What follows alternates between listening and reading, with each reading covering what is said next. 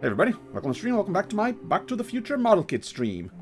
Continuing to this assembly of the DeLorean from the famous trilogy. And yeah, this is already part 3, and I feel like I haven't really made that much progress because, well, in part 1 there was the whole issue of the parts not really fitting as snugly together as they did in previous model kits that I built, either on my own or on stream. So I tried using white glue, did not work, so I had to buy a super glue, crazy glue, I guess, super glue to try and get the pieces to actually stick together. But and then in part 2 there was the issue with the water decals that I guess I also wasn't used to with the previous model kits that I've built. I have actually had model kits with water decals before, but in those cases I just chose not to put them on. I just had decided, no, I'm not gonna add the detail of the decals. I much prefer when model kits use regular stickers. But yeah, in this case I had to try, and there were a lot of complications because sometimes the pieces were too tiny, they wouldn't stick, they would easily fall off, or I tried using super glue to make the pieces stick, and I found out that I guess apparently super glue destroys the stickers. It kind of makes them break apart. So yeah, I don't know, maybe I should try using white glue on the stickers instead of on the pieces. I don't know, maybe the sticker on the plastic will stick together better. But yeah, hopefully this time, from what I saw in the instructions, there won't be quite as many water decals as before, and I already got the super glue, so I think I got used to using super glue at this point. Even though it's still a little risky for me, I always get fear. I always fear that, I don't know, I'll get some on my finger and then I'll touch another piece and maybe it won't permanently attach to my finger, but my finger will leave like an impression on it, and it'll be like stained. So yeah, I feel like it's a little bit dangerous to use super glue, but in this case I got no choice. So yeah, got my box here ready to go. You can see what I got so far, what I got done so far.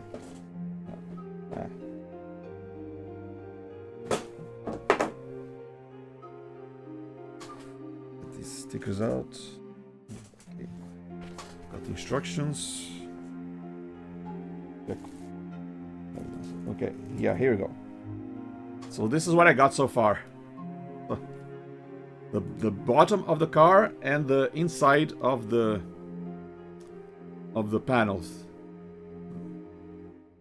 It's actually not attached yet, but yeah, I got no seats yet, but I got the steering wheel, the control mechanism. We got the time circuits on the front there. No flux capacitor yet. I think that's stay a little on the back there. And unfortunately, the readout that's supposed to say 88 miles per hour got destroyed by the super glue, like I said. So yeah, this is where we left off last time. Just switch here.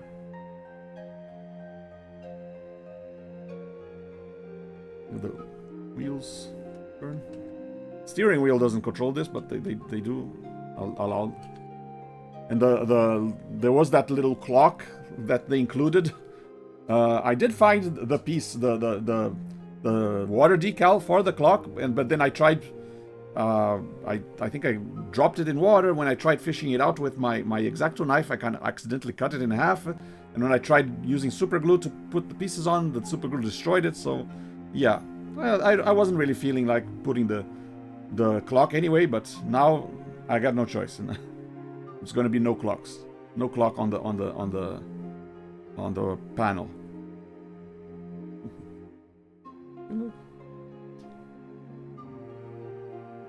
Yeah, most of the readouts are kind of okay, but yeah, they're not the best. But hey, this part's going to be inside the car anyway. Not like it's going to be very visible, so oh well.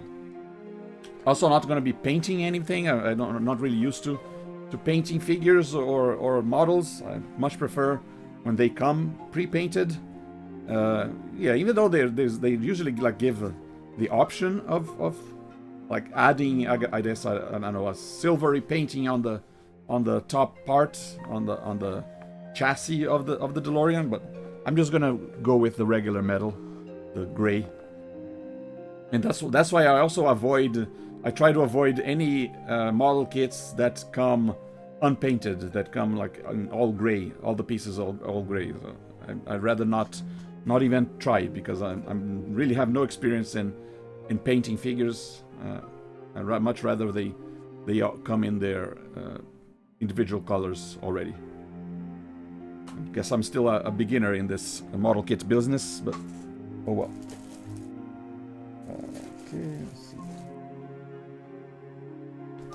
Let me put this away for now, because I think what we're going to do right now is work on the back. The part that sits on top of the engine, I guess, of the DeLorean, the back part.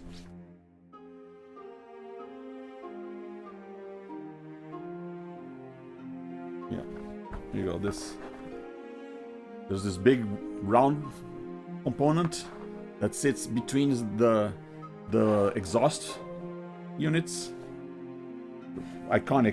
The iconic exhaust units of the DeLorean. A regular DeLorean does not have those, but the movie DeLorean does.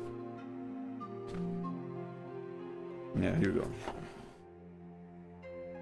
A lot of little pieces. Gonna be cutting out a lot of little pieces to put them together to make this round thing.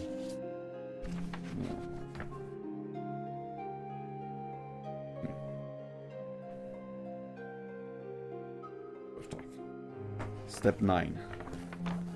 Okay. As usual, I like preparing the pieces or the runners that I'm going to be using before. So don't need just 2, F and J and I guess, yeah, and 1 G, F, J, I, G. Okay.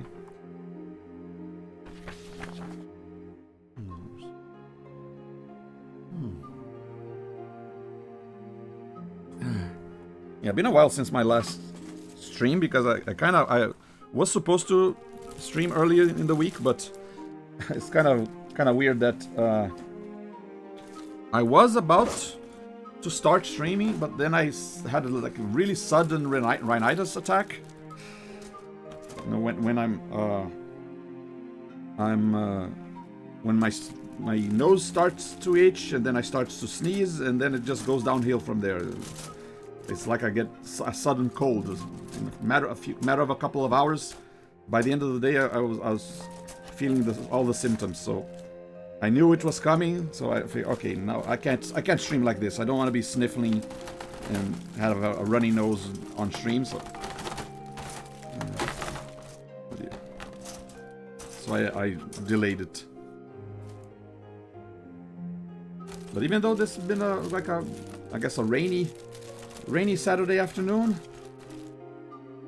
I'm not feeling sniffly this time around. Like usually I do feel a little bit. I feel like my nose does not like sudden temperature changes, so I feel like whenever the temperature goes from hot to cold, my nose gets more sensitive. I guess that I don't know if that causes me to get a cold, or just makes me more vulnerable to getting a cold, because my nose gets more sensitive. But it's always the case, and whenever it starts to rain, my nose starts to itch and I start to sneeze. Which one is this? P1, don't need that for now. G, I only need one piece. Which piece is it? G30. Get this out of the way. 30 is this one.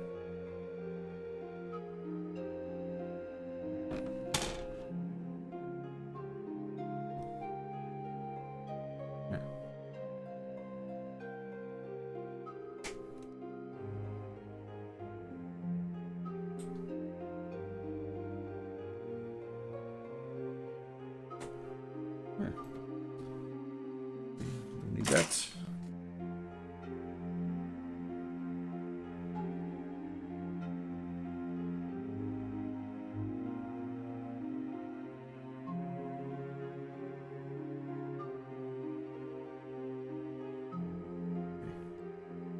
One piece down. And that. Plastic out of the way. What is this? H1, don't need that. Got the doors. The DeLorean. It's still a little early.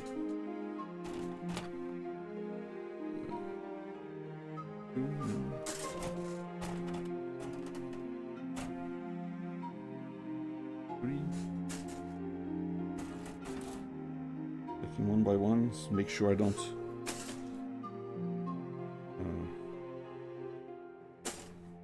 Make sure I don't miss any. Well, this one's already empty.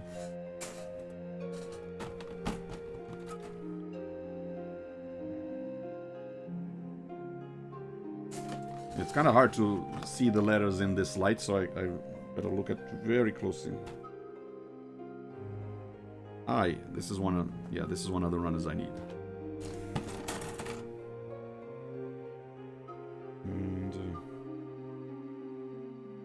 J1. Do I need a J1? I thought I needed a J. Yeah, J1. That too. And most J1, F3, and I. Okay, F3 is the next. Wait, did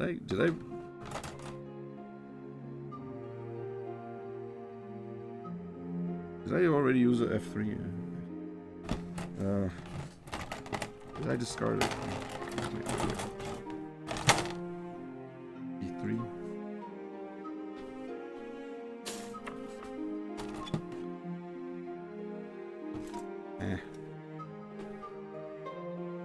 Might have discarded F3, or, well, not discarded, but put it to the side. It's F1.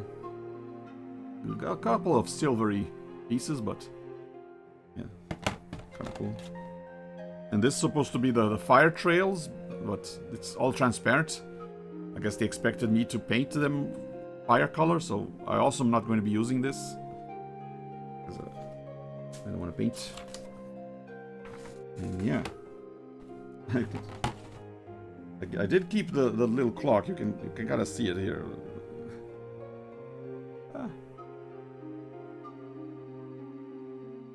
The little clock. It doesn't have the thick decal anymore, but the piece itself is here. Okay, so I need F3, and I guess I didn't remember that I needed it. So the pieces again. There's F3.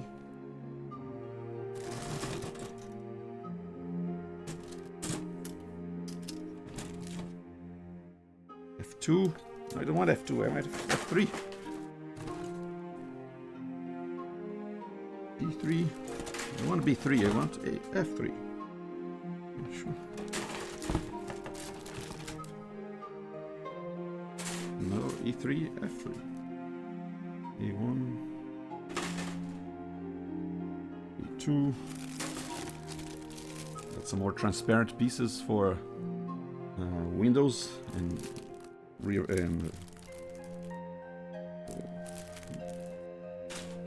front. What's called again? The windscreen. There you go, F3. windshield, not windshield. Forgot the English name for the front window. Okay. So most pieces will be this J1. Yeah, most pieces will be the J1.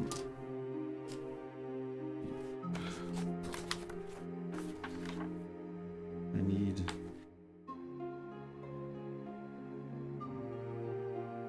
five pieces.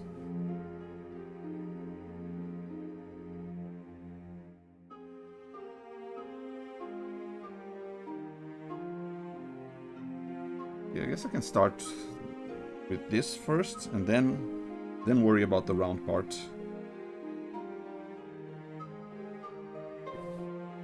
Okay, you need 10 and 8.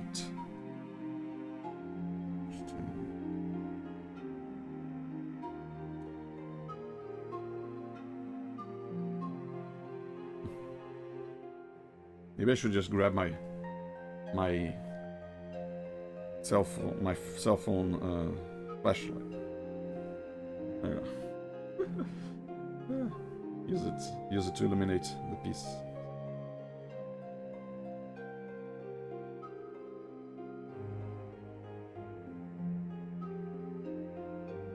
Here you go, 10 and 8. Found it.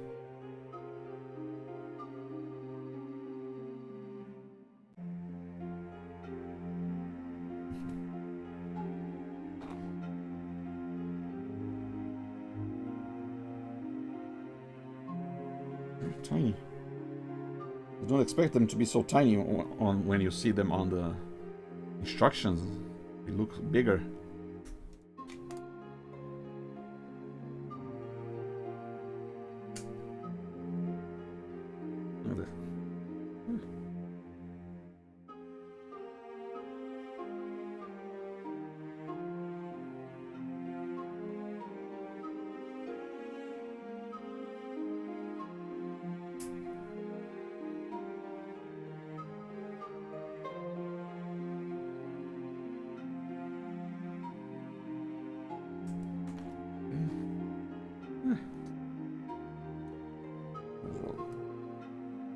The other pair.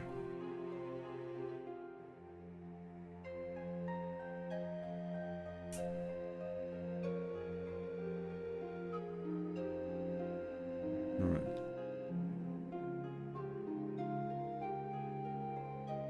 If there are any bits left.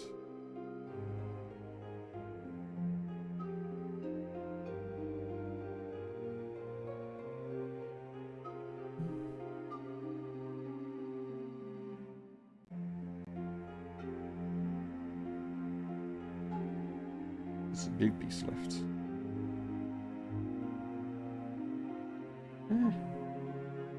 Everything gotta be so tiny.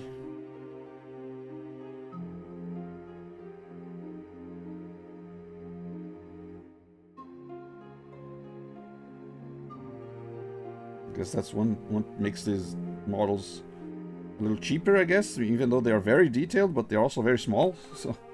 But...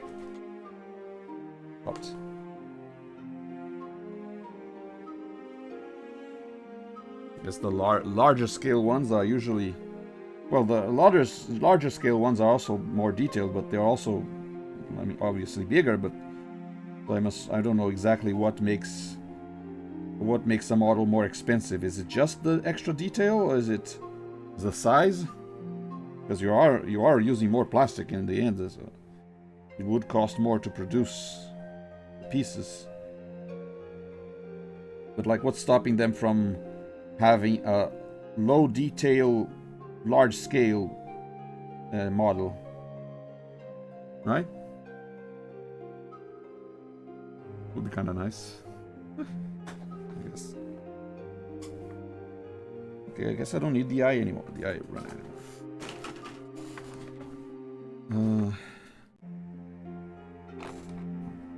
Wait for now.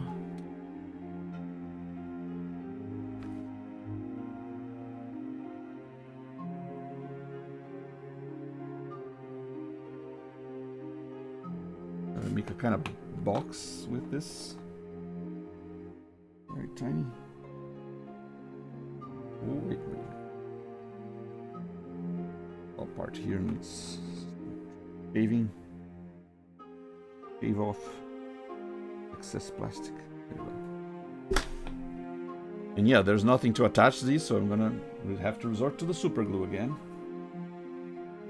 And the super glue application tool, toothpick.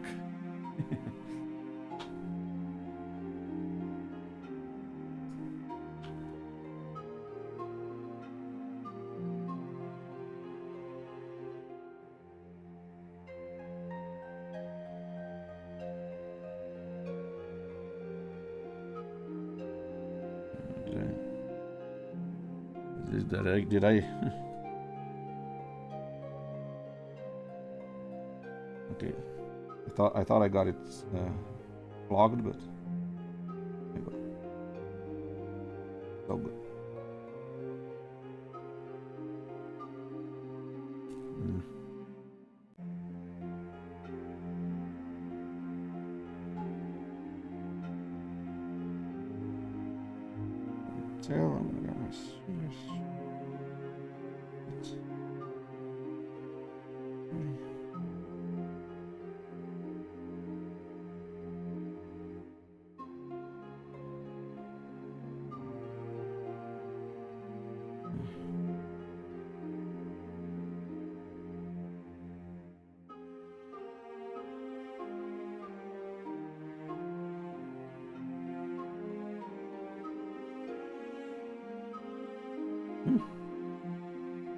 Okay. Hold these together. Hope I don't get any super glue on my fingers. Maybe add a tiny droplet in the middle just to secure everything.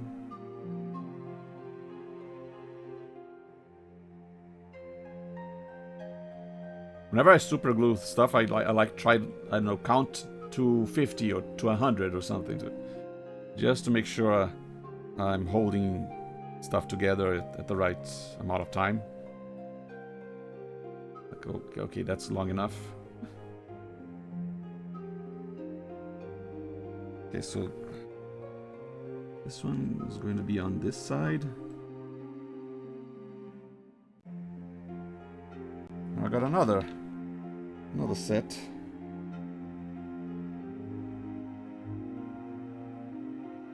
Yeah, this DeLorean is taking so long to build that probably not gonna build the other two cars on stream. I also have the Back to the Future 2 car and the Back to the Future 3 car.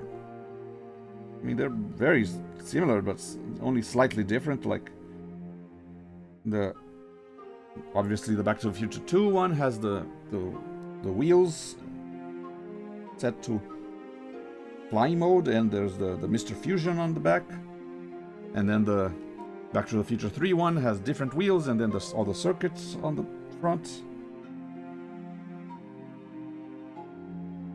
But other than that, basically the same car. So I do want to still build more models on stream, but I want to, I don't know, build other kinds of models instead of just spending, I don't know, 9 more streams just building DeLoreans. I don't know. Or maybe I'll switch them around. I don't know. Well, if you guys want to catch the DeLoreans, the other DeLoreans being built, let me know. But probably going to be switching it up. So which way is up again? This way is up.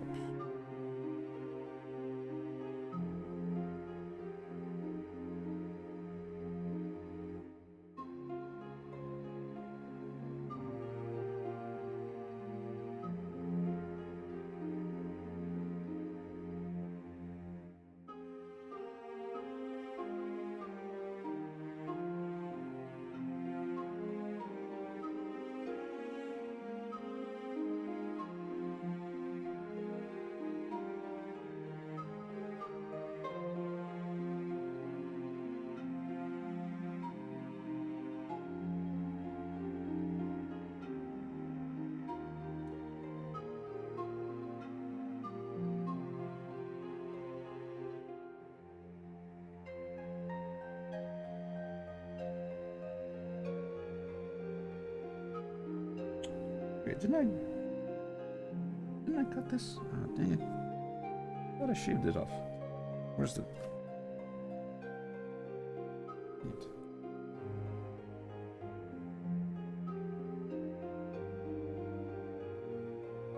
I shaved off all the extra bits.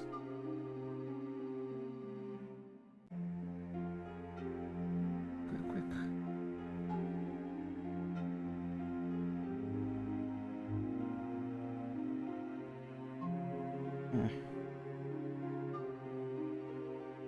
Okay.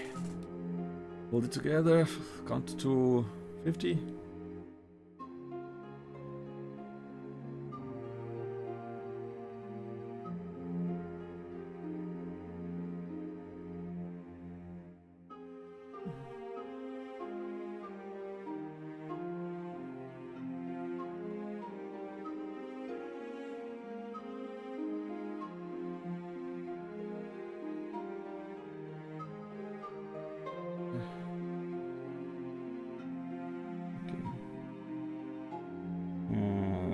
Nope. A little crooked. Yeah,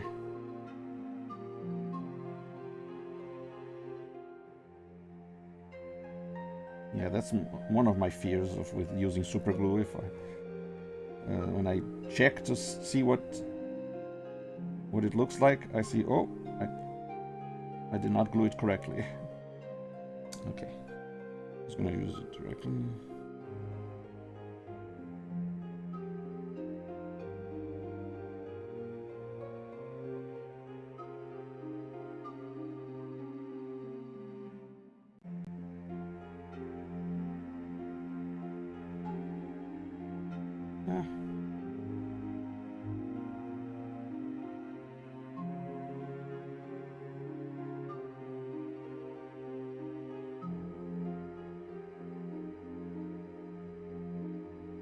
Tiny. And sometimes these pieces they slide easily. They're not like, it's not like they fit together and then you use the super glue just to keep them in place. No, sometimes you just gotta hold them in place yourself.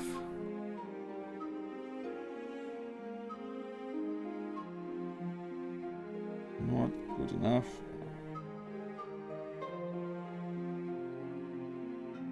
Enough. Okay, this side on this side, and this side on this side. Okay, this one, I'm gonna add a little bit more just to be safe. See, it was not properly glued.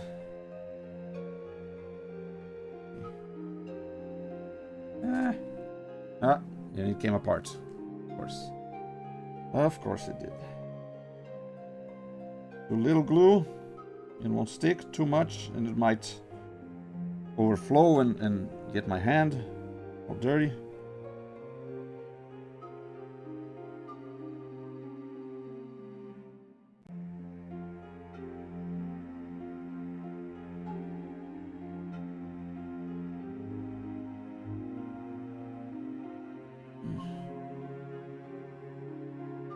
All right.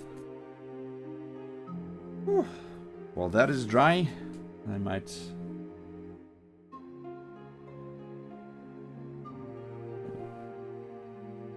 While that is dry, I think I'm gonna focus on other parts. What do I need again? F3-1. This top part. These are all little droplets of super glue from other builds.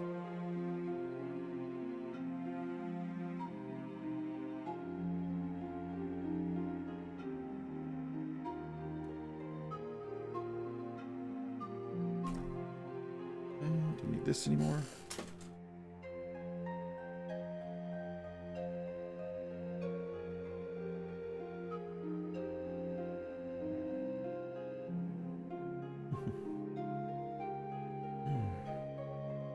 So yeah, kind of a few streams ago, I kind of was talking about how in the movies it's kind of hard to imagine what happened to people's in multiple timelines. Whenever they change the timeline, like what happened to the person in the previous timeline when they get switched, when they get changed?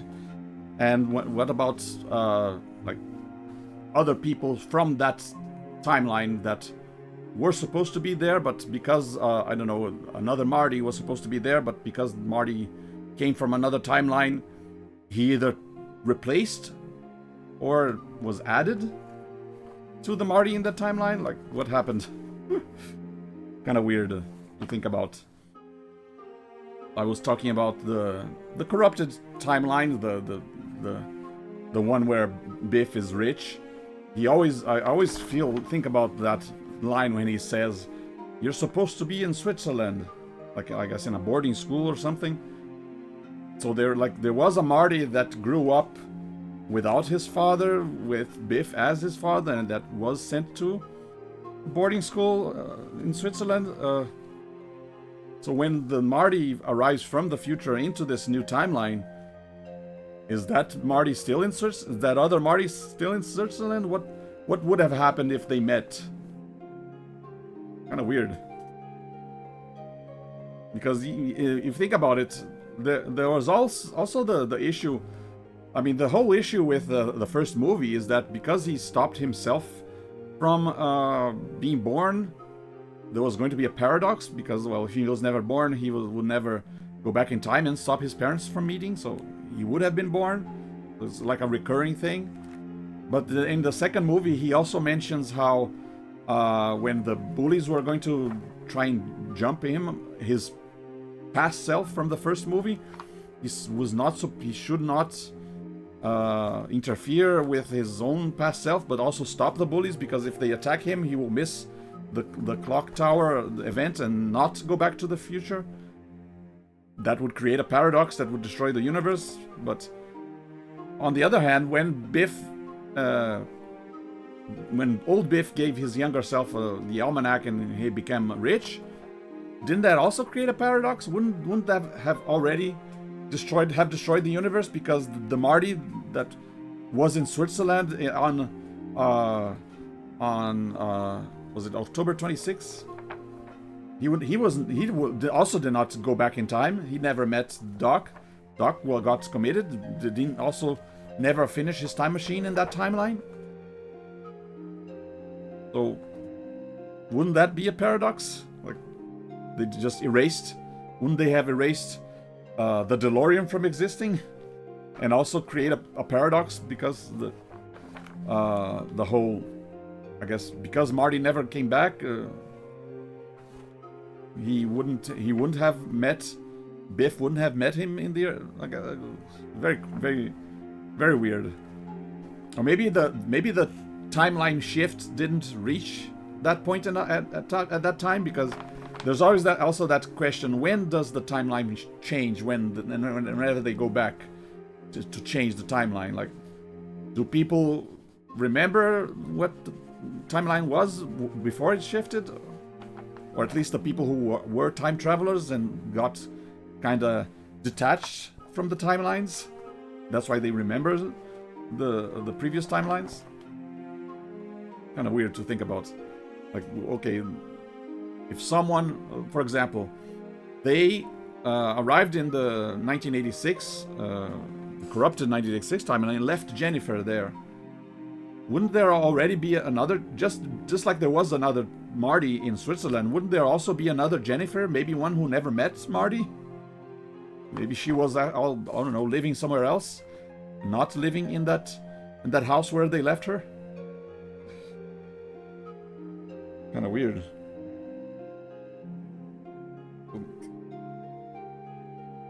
Did they just get the Marty from Switzerland and the other Jennifer? Did they just get erased when the timeline was put back into place? What does being erased from the timeline feel like? I mean, in the first movie they kind of indicated that, I don't know, being erased or disappearing from existence was kind of painful. They kind of implied that you would feel weak, or feel like you're dying or something, and then you see yourself disappearing. But obviously there's no such thing as time travel, so we don't know if that's like the case. Well, maybe someone would disappear without even noticing. I mean, I have seen other time travel stories where someone either slowly faded away without even noticing that they were fading away. They were just like talking normally, but everyone else was seeing them fading, but the person fading did not notice it. And or maybe it wouldn't slowly fade away. Maybe it would be like instantaneous. They would be there and at one point talking normally, and they bleep out the next second without feeling anything. I don't know. There's always these different interpretations of what would it be like if someone went back in time and prevented you from ever being born. And also, what does that mean in the metaphysical religious sense about what happened to your soul? Like the religions say that when you die, your soul leaves your body, but what happens when instead of dying, you get removed from the timeline? Is your soul attached to that timeline, or does your soul suddenly become outside of your body because your body disappeared, but your soul is still there, or something? What? And what about when there are two people in the same place? Are there two souls there, or something? Very even more confusing. Like what are the implications for spirituality of time travel? Kind of freaky to think about. Like what happens to a soul when someone gets killed in another timeline? Like, I don't know, Marty's dad, but then he gets brought back to life because the timeline gets fixed and he's no longer dead. Like, okay, so his soul left his body because it's switched to a timeline where he was dead, but then it went back into his body because he switched to another timeline where he was back alive again? Like, what?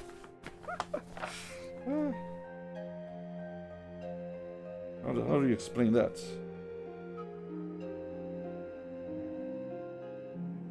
Okay, let's start working on these tiny bits. How many are there? 1, 2, 3, 4, 5, 6, 7, 8, 9, 10, 11, 12, 13, 14, 15. Gotta cut 15 of these tiny pieces.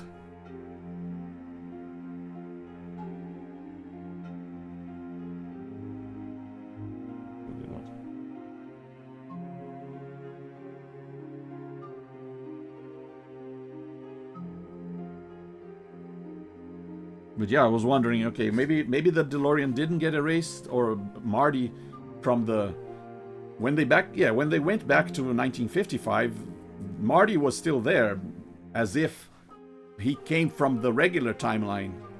The first Marty, the original Marty was still in 1955, as if he had come from the non-corrupted timeline, even though the timeline had been corrupted when the second Marty came. Like, what? There's also the issue of the ripple effect. Maybe, I don't know, the timeline changes go faster into the future than they go into the past, or something.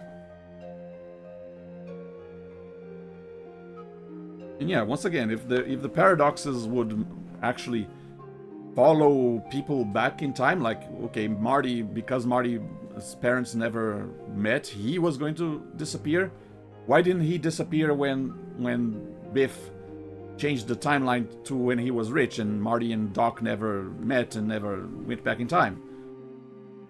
I don't know. Maybe he wouldn't disappear because I guess he still existed, but he shouldn't be there in the past anymore. His presence there is a paradox. Or maybe there's that thing where I mentioned, I think in the first part, where there's I guess maybe not like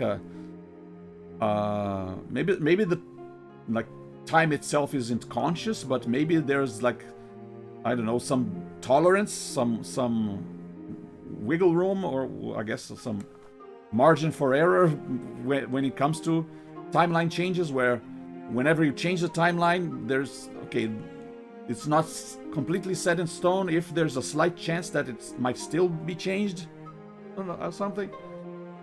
I guess because Doc and Marty went back in, what they were able to go back in time. So it's like, okay, let's not make the DeLorean disappear yet, because there's a slight chance that, I guess there's one possible future where they do succeed in changing the timeline back. So because there's that possible future, there's still a chance that the DeLorean will still exist, then it doesn't immediately disappear. There's also why I argued that that's also why Marty and his brother and sister didn't immediately disappear as soon as he got hit by his grandfather's car. Because in other movies, whenever they change something, they almost always immediately see, like, I don't know, a picture changing or newspaper changing right away. But in the picture in the first movie, it was like a whole week it took a whole week for all three people in the picture to disappear. So I think that delay was because there was still a chance that Marty would still cause his parents to fall in love. I guess the time stream knew about it. If we are going to give will and consciousness to time itself, maybe because the time stream knew that there was a possibility that there was, I guess, one of the possible futures that where he succeeded, then he shouldn't disappear yet. But if, I don't know, for some reason there was no way, absolutely no way for them to ever get together again. I guess if I don't know, George got killed or something before he in 1955, okay, then there's no way for them to ever have kids. And then, okay, then Biff or Marty would immediately disappear, because now there's no fixing it. It's also like why in the third movie it's kind of funny how even though he did challenge Buford, the cowboy, the gunslinger, to a duel, he could not kill him, because if he killed him, maybe who knows, maybe Biff would not have ever been born. But if he erases Biff from the timeline, then it messes up everything. His parents would no longer be back to normal. Maybe there would be a different, because his dad never got bullied, but they wouldn't be the same parents from the ending of the first movie. Kind of weird.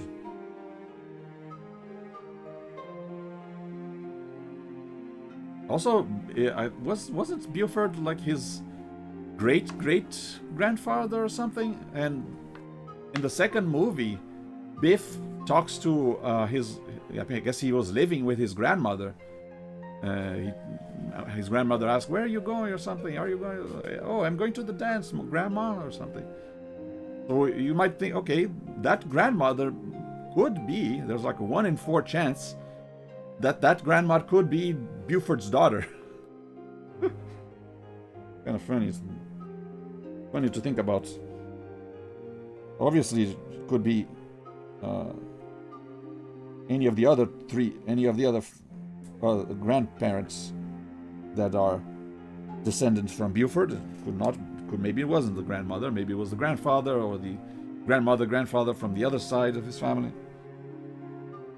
But it's kind of fun to think about, even though we never see her. Like, oh, maybe, yeah.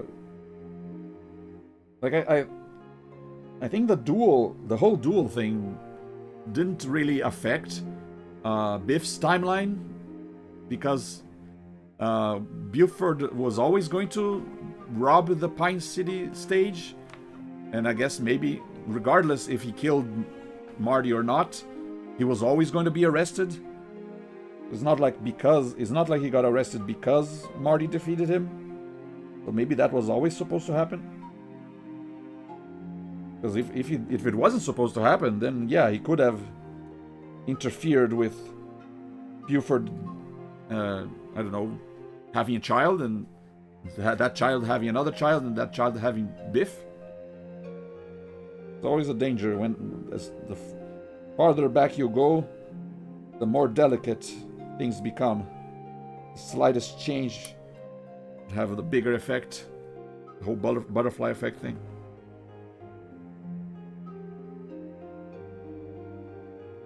Okay. And also, if you think about it, we never actually see him.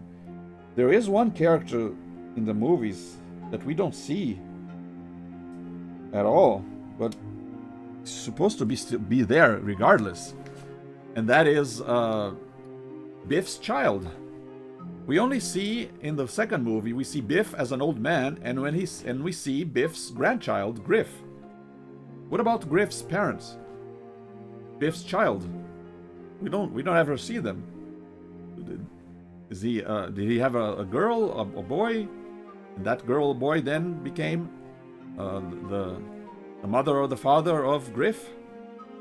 And if you look at the time, the whole time period, when he was in the second timeline and at the end of the first movie where he was like waxing George's car, by that point he would already have a child, I don't know, a teenager, for them to already be someone's parent, and Griff already be in his late teens by the time 30 years later.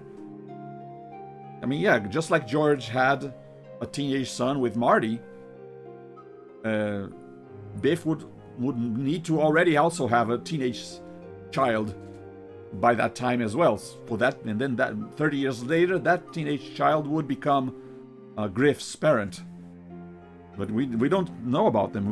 They don't get mentioned at any point. So, but yeah, but if the timeline were to follow what we see in the movie, the Biff that we see, who owns an auto detail business, he's a parent. He's already a parent at that point. And also there's the implication, okay, what about in the corrupted timeline? Did Biff, when Biff went back in time and gave his younger self the almanac, did he erase his own grandson from existence? What happened to Griff in the future of that timeline? Kind of weird to think about.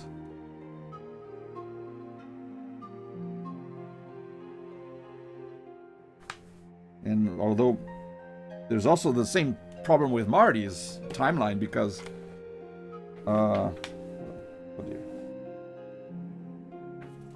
by the end of the third movie, Marty also changed his timeline when he avoided the crashing into the Rolls Royce, and then the "you're fired" message disappeared. So okay, does that mean just he never got fired?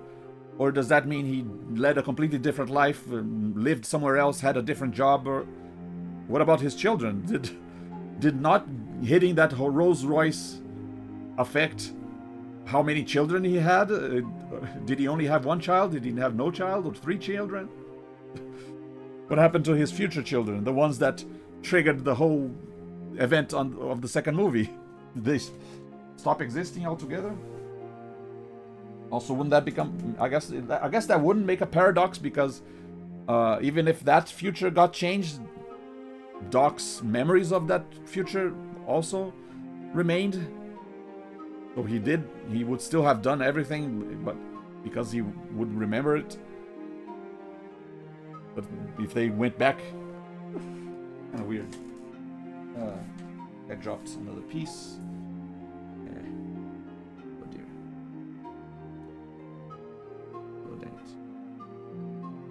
Oh, here. Found it. Tiny piece is very dangerous. And there's also, yeah, the whole thing about them going to the future and Marty meeting his older self. Doesn't that kind of imply that he made it back safely? Like, if you're going to the future, like 30 years into the future, and you see your older self, that means you cannot die in the future. Nothing can happen to you, and you have to go back to the same period where you were. at some point, so you can become old enough to become your older self. It's like, okay, it's like the timeline knows what's going to happen. They know that Marty is going to come back and lead his life and grow old and have children. I think there have been other time travel stories where someone went into the future, but because they were in the, I think it was the time machine. Because they were in the time machine when they went into the future, it's like they went to a future where they never existed, or where they disappeared for several years or something. So in that case, Marty should have gone into a future where he disappeared in 1985 and never came back, and only showed up again in 2015. Kind of weird.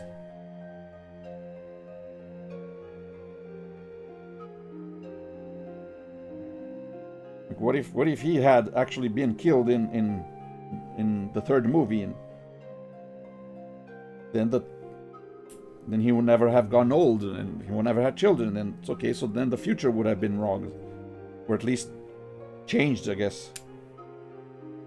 Maybe he went into one timeline, he went into a future or one timeline where he did arrive safely back from whatever he was doing with Doc, and then grew old. But with time travel, there's always a chance that timeline's going to change. So I guess even if you go to the future and you see something, that doesn't mean that's destined to happen. That's definitely going to happen.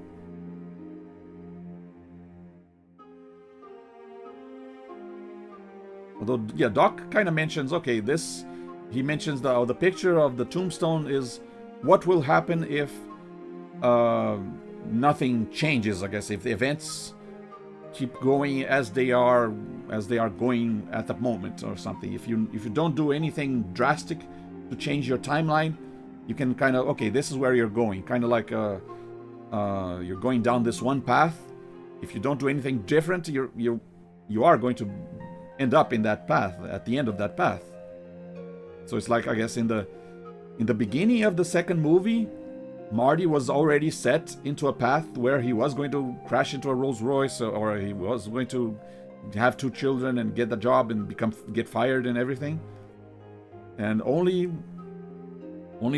after going to the future and doing a bunch of stuff, going back into the past and learning about not being so annoyed when people call him a chicken or something, and then not getting into that Rolls Royce accident, only then that he switched to a different path and to a different timeline. If before that point, he was always going to be that older self that we see in the second movie. Kind of weird. And yeah, you kind of wonder, we don't know how long Doc stayed in the future. I mean, obviously, he stayed long enough to get the DeLorean changed, have the Mr. Fusion installed, and have the hover conversion. And he also mentioned having medical treatment so he appears younger. I mean, we all know that the whole reason for that was because they didn't want to have the actor Christopher Lloyd always wear the makeup that made him look older throughout the entire of the 2 other movies. So he appeared older at the beginning of the ending of the first movie and the beginning of the second movie, but he had the older makeup. But then they came up with that excuse of, I put this makeup on because I was worried you wouldn't recognize me. What do you mean he wouldn't recognize you? Just because you're a little younger, he wouldn't recognize you? But yeah, that was just their way of trying to write off the need for the old makeup for Christopher Lloyd to wear. You can kind of tell that they were presented with quite a challenge to write stuff for the second movie that they didn't plan since the first movie. Because I guess that, yeah, they did have that sequel bait at the end of the first movie, but It's not like it was guaranteed that the second movie was going to happen. So he also why he kind of changed. He changed his mind about whether Jennifer was supposed to be there or not. By the end, in the end of the first movie, he said, "Oh, you should bring her too. This concerns her. Yeah, bring her along." But then in the beginning of the first movie, he's like, "Yeah, no, I only brought her along because she saw the time machine, so it wasn't supposed to come or something." Like they had to adapt. I mean, all things considered, I think they did a good job with coming up with excuses for writing off parts of the sequel bait that they didn't want anymore, like Doc being older and why he wanted Jennifer there, only for him to not need Jennifer there anymore. But also, in the end of this first movie, Marty kind of mentions when Doc is about to leave for the future. He says, "Oh, where are you going? In 30 years? Okay, I'll be 47. Look me up when you get there." He says, "Okay, I will." Oh wait, did Doc get in touch with older Marty? Why was he hiding around all that time, so much? I mean, couldn't he just say, "Hey, older Marty, I'm here with your younger self. I kind of need to do something." You wouldn't have to hide around. And it dropped another piece. Where's my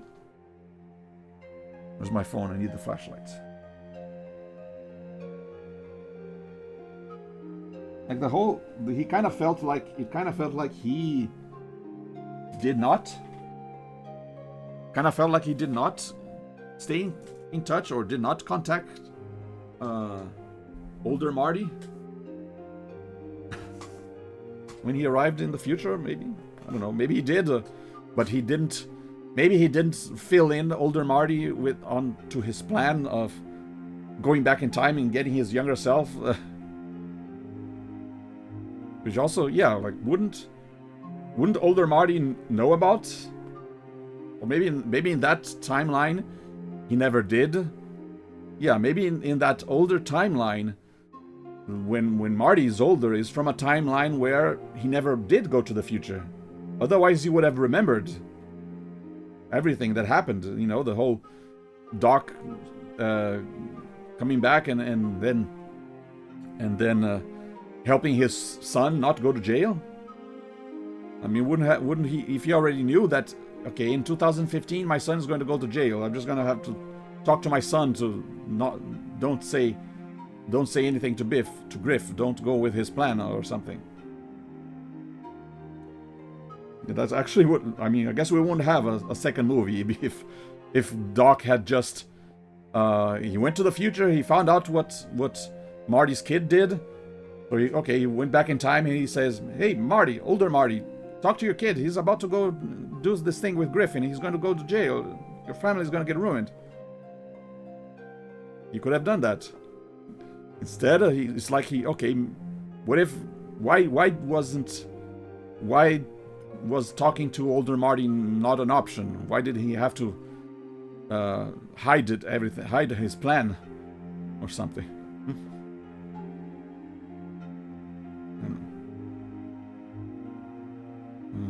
Okay, I think I'm done here. Done with all the tiny pieces. But now there's J6 and J5. Two more pieces. There you go. And J5. This is where all the tiny pieces are going to get slotted into.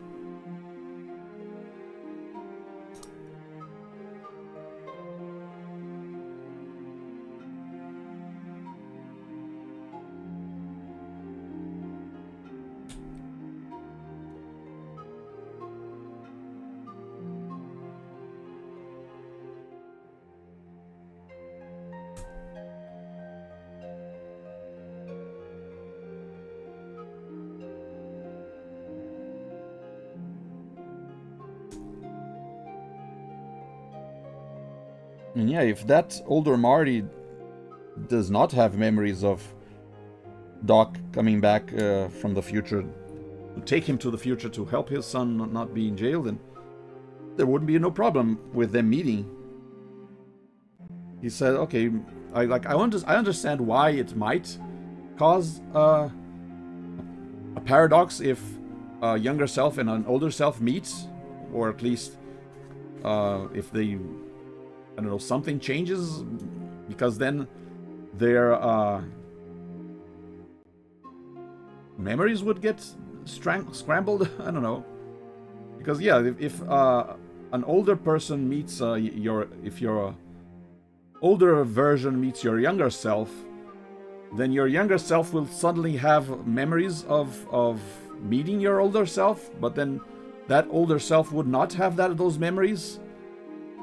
Or would he suddenly have memories?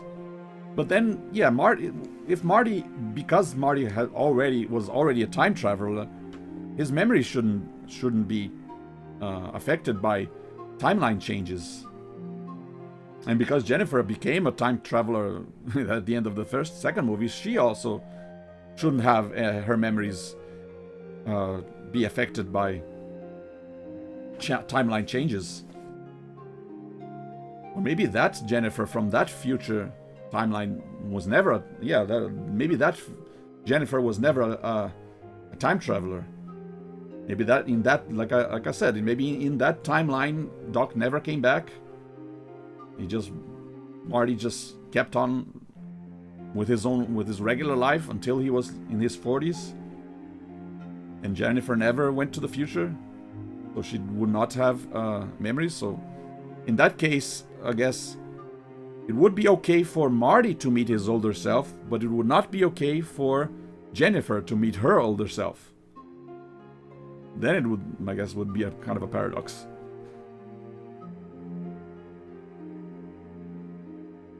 But then it would be kind of okay for Marty to meet his own son.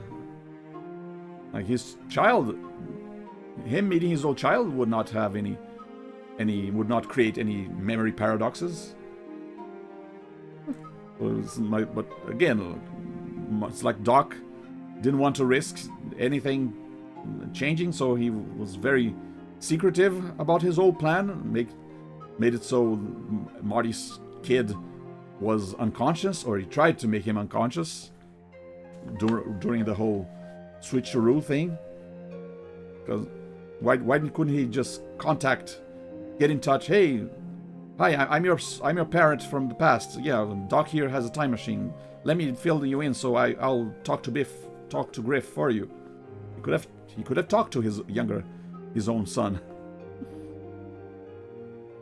That would not have created a paradox, would not have affected his own dad's memories of...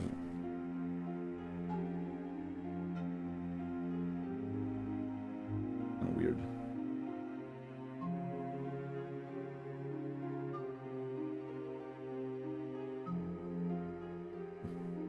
Let's see the hook that they used in the end of the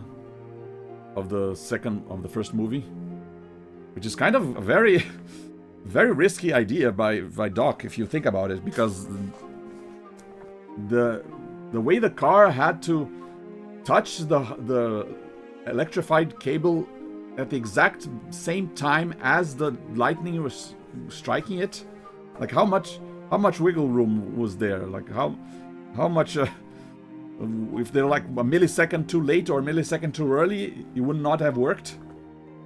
It's kind of very, very risky.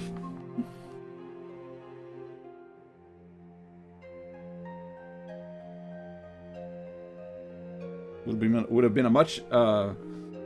been a much safer option, I guess, if he installed what would be kind of like, I guess, a cable car system in the DeLorean, where as the car was running down the street, it was like the hook would be like running along a cable, and then that cable would get electrified. That would mean that it didn't really matter when the lightning struck. The the it would still energize that cable, and it would be touching it, because the cable, the hook would be running along the cable, kind of like a cable car, like those little electric trains. You know, I feel like that would have been a much safer option than something that required such split-second precision. I mean, I guess it is implied that Doc calculated the car's acceleration, I guess, kind of exact time.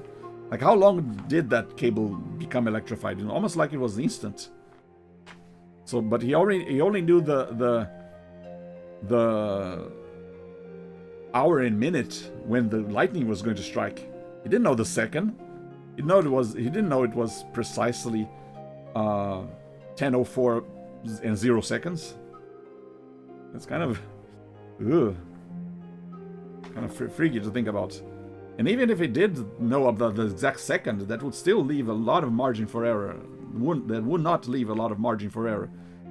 If he knew that, okay, if he calculated that the car at that distance, if Marty started accelerating, it would reach the end at that point in time. He would reach the cable exactly at that time. He could still be a little late, a little early. And Marty, if you think about it, Marty did not start accelerating exactly when the clock, the alarm clock, went off. So maybe Doc's calculations were a little off. If the DeLorean hadn't had, I guess, engine trouble or something, and he was kept trying to start it, and there were a couple seconds after the clock rang, and then he managed to make the DeLorean start, and he stepped on it and started accelerating. So if that had not happened, if he started accelerating a little earlier, he would have reached the cable before the lightning struck. And then the hook would have connected, it would have been pulled off, and then the lightning would have struck, and he would not have gone back to the future. Eesh. A very dangerous plan by Mr. Emmett L. Brown. But yeah, like I said, if it was running along a cable, then it would be a much safer. Wait, there was one more piece I needed. Where is it? This.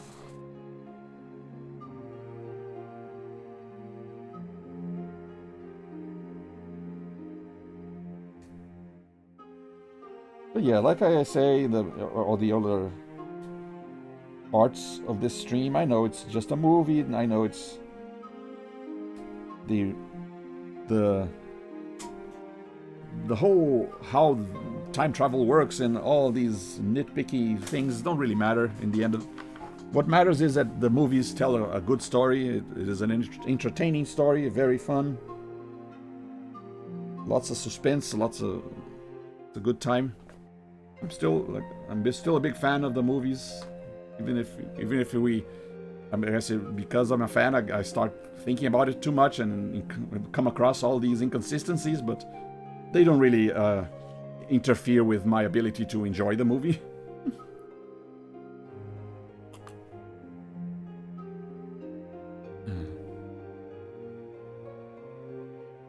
Okay, I don't need this anymore.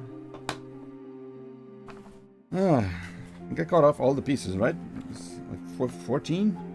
Was it 14? 3, 4, 5, 7? 7? Wait, there are 2 more. How many? How many are there?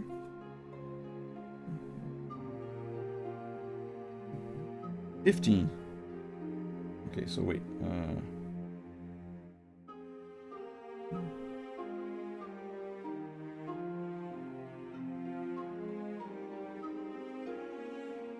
Hmm? There's one more piece.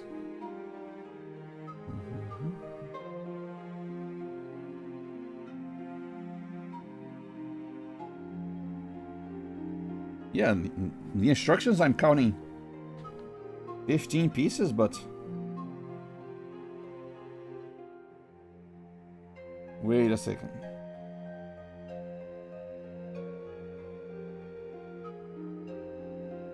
Wait a second, wait.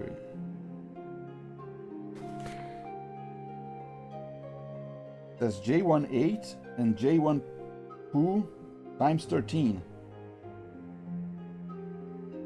Huh? So there, oh dear, there. Two of these pieces are different from the others. Wait. Wait a minute. No, it says 13. So actually I need... Here we go. I still need to cut these two pieces. And out of these 16 pieces, I only needed 13 of them. I cut a few more than I needed, I guess. Or maybe I will need at some other points. I need the other pieces, but yeah. I only need 13 of these, and these other two, they're going to very specific locations, and oh dear. Okay.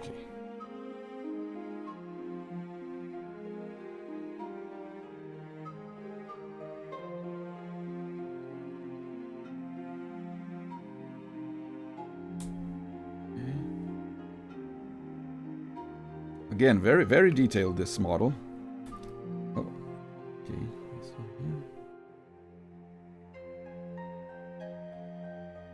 Maybe a little more detailed than it needed to be, but... Okay. Okay. Okay, now you gotta pay attention to which parts, where do I attach the regular piece, where do I attach these other pieces? Oh dear. Okay. Let's see.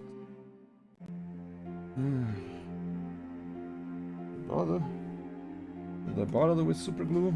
Maybe a little bit.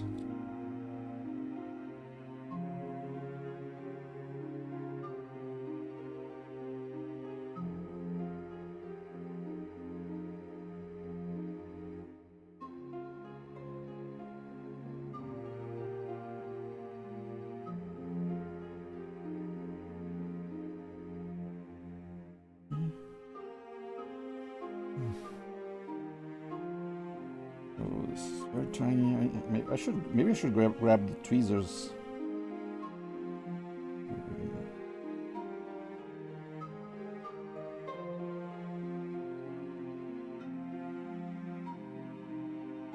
The tweezers that I used in the last ending of the last stream.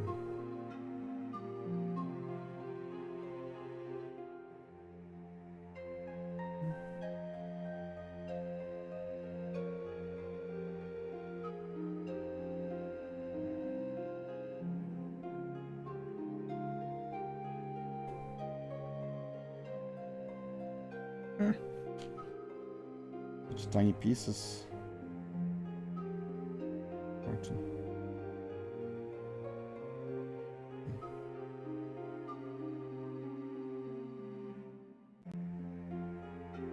Okay, so there's 3 in the regular ones, and then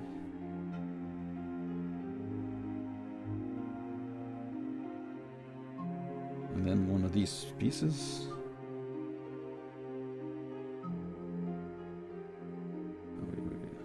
Shave a little off from the top.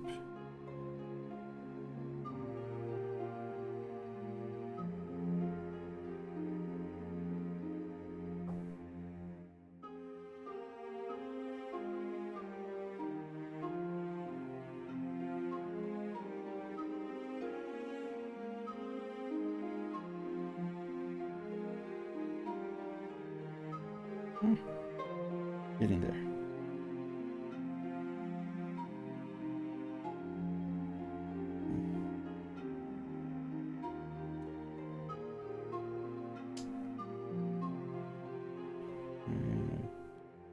I should shave a little bit more off the top. not getting in.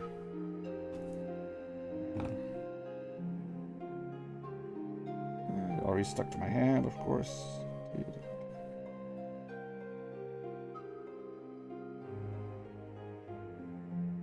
Alright.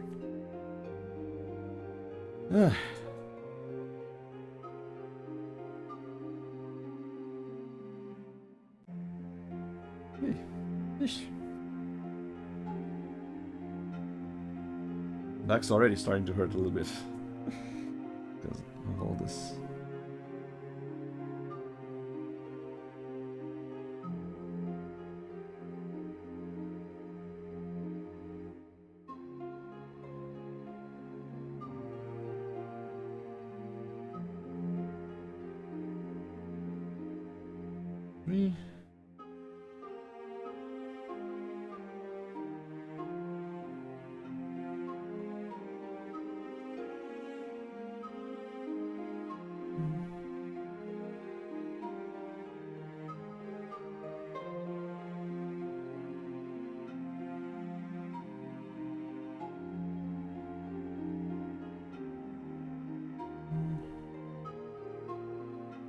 Some of them are going to be a little crooked, but it's okay.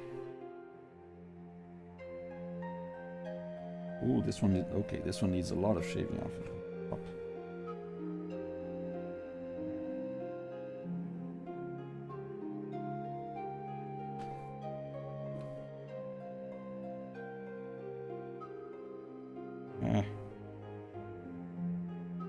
Back in there.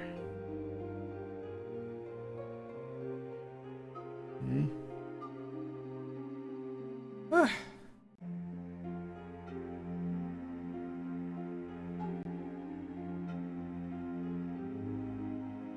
I don't know. I feel like this could have been a single piece. Why did it have to be so many tiny pieces instead?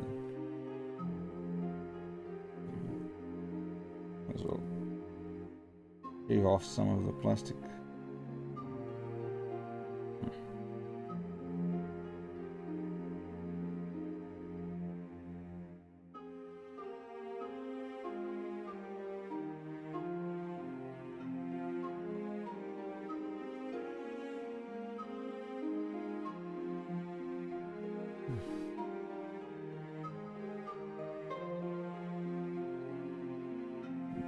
Give it a chance to the pieces that I already put in. Give it a chance to for the glue to dry.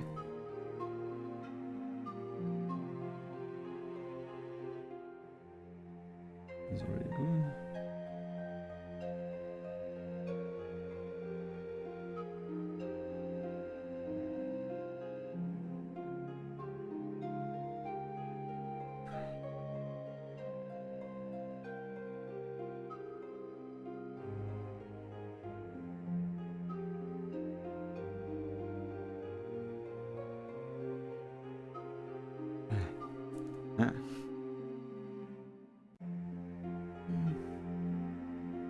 Yeah, only did the cutting part. I didn't do this shaving of extra bits parts. I'll do it now.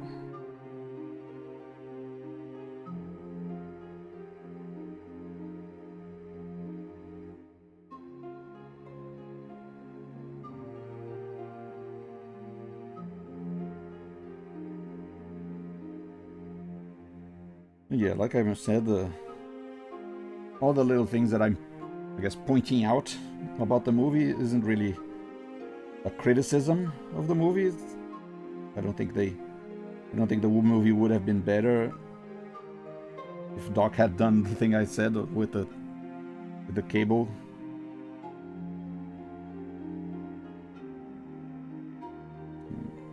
I like the movie the way it is, just fine.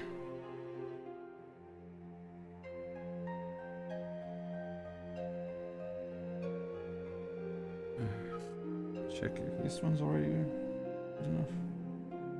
Ooh, nope, it's not.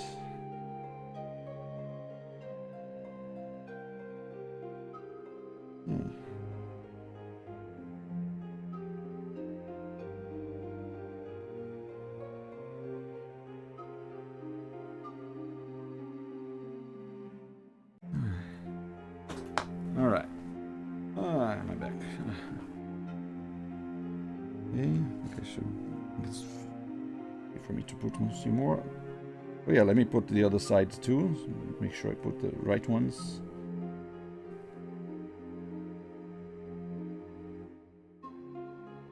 Three regular ones.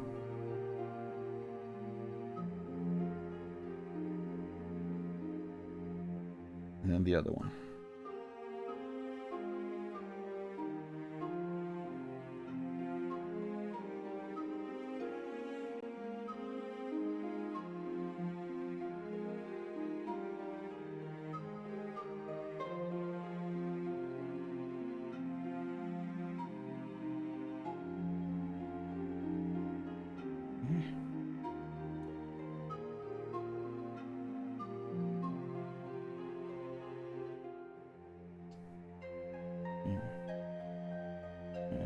Challenge of putting the new ones without removing the old ones.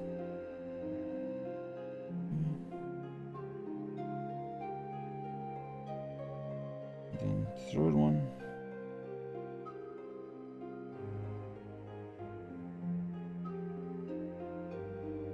Yeah. Fourth piece.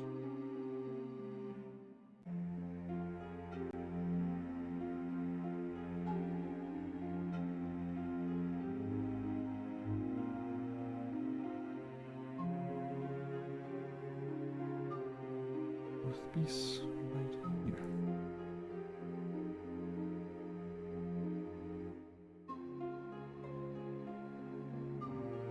All right. Come on, stay there. Stay there and stay there.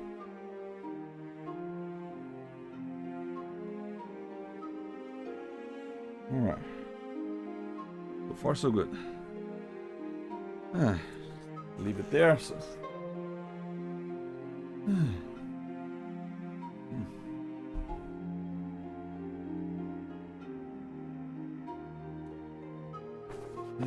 Look at this.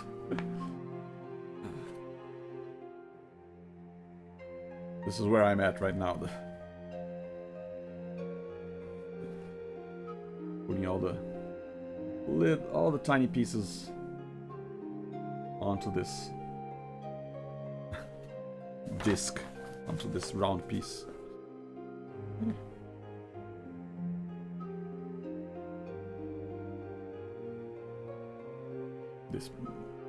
That round piece that you saw, this little thing.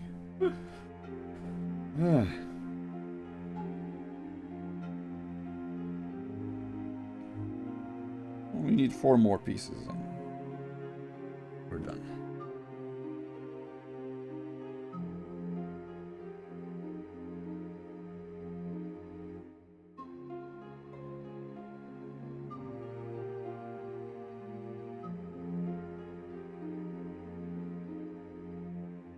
Three, 4.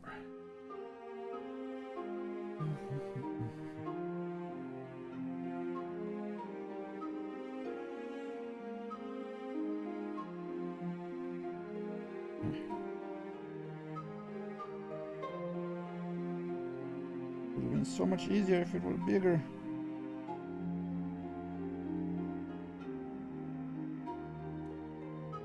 It would be so tiny.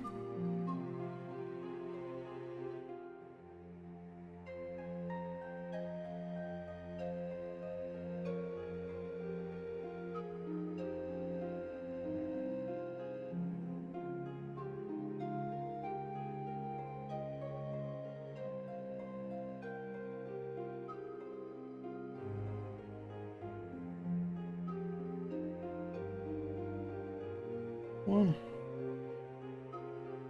All right.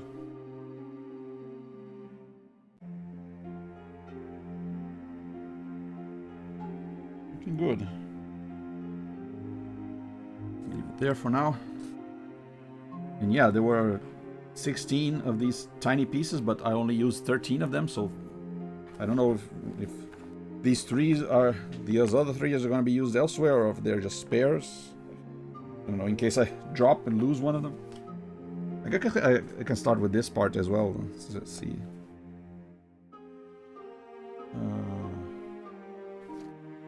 This. Uh-oh. For a second there I thought I glued a piece onto my cutting board.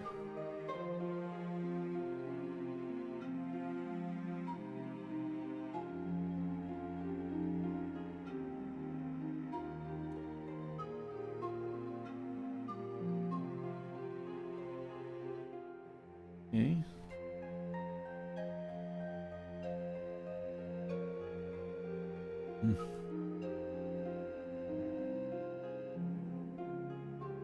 Here.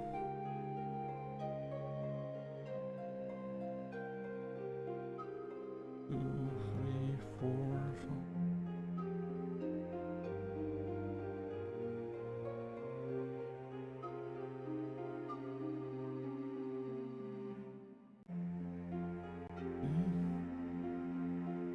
The other side.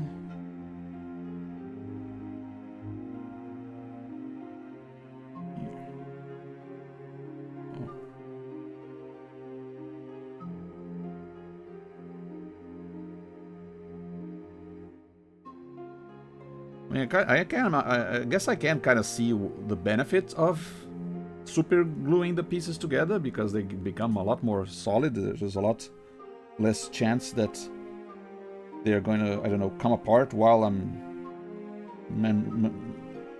messing with the model or messing with the kit, like moving it around or something. I wish I had done that with my my Gundam model, because whenever I try posing it, some tiny bit always pops off. I mean, obviously not every bit would have to be glued, because this still needs a certain level of articulation. I guess there's also the danger, oh, what if a bit of glue spills onto a part that is not supposed to be glued? Okay. There's also that danger. Okay. You got top parts here. This is supposed to be on top. I think there's a front side or back side. So I'm gonna put it there.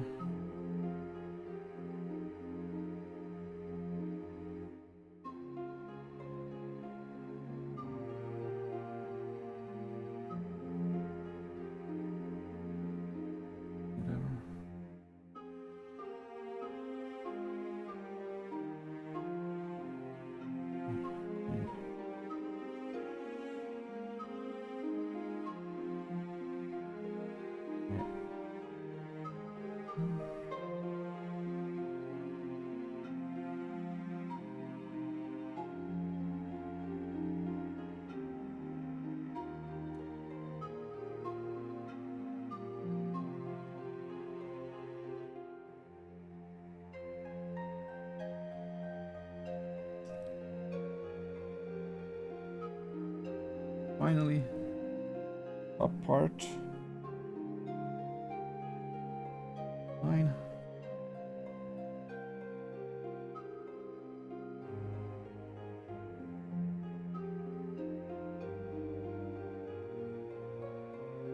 In the middle.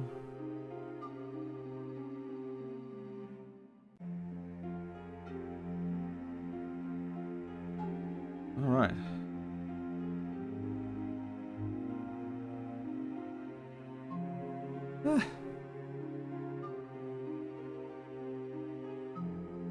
And then this part, I think, goes here. The back. Yeah, like this.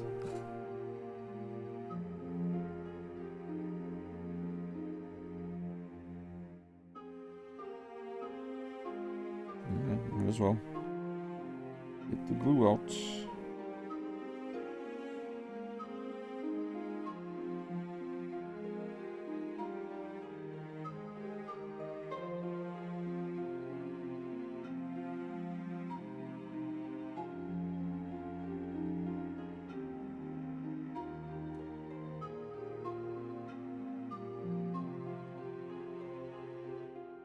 Okay. it in place. Already got a little bit of glue on my finger.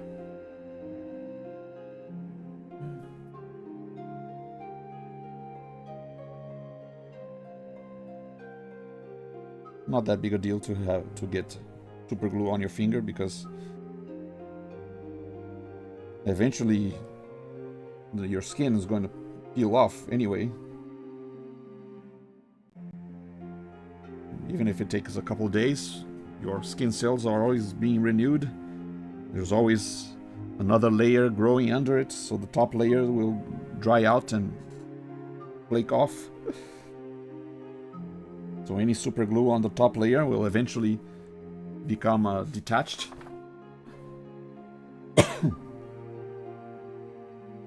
Alright. You've got 2 more pieces from F3. Where is F3?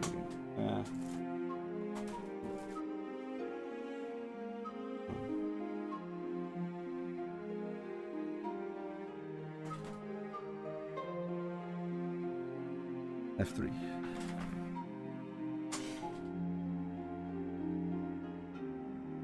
Two and 3. 2 is on that side.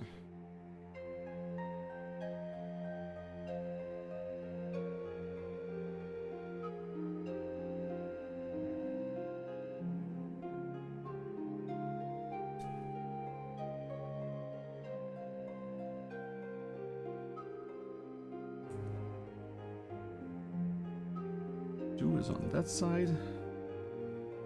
3 is on this side.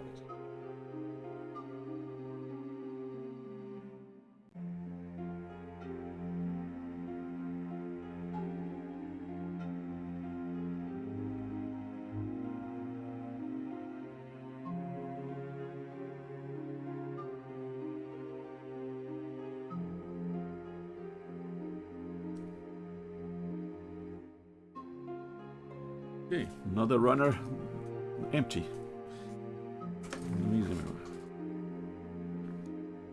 Okay, so this isn't good. Bottom.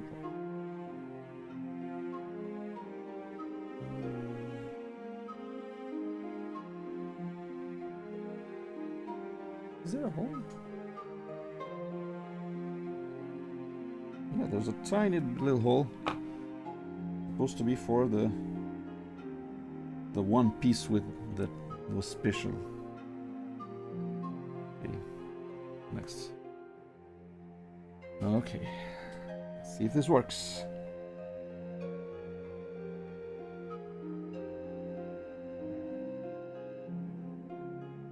Put a little bit on this one part.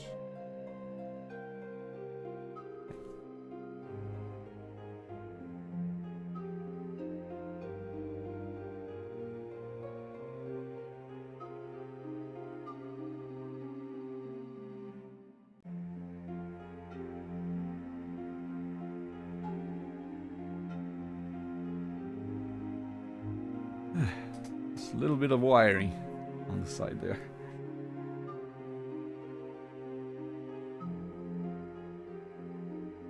I think I put it on the right place, hopefully. A little bit. Oh no. I should have waited. I should have waited.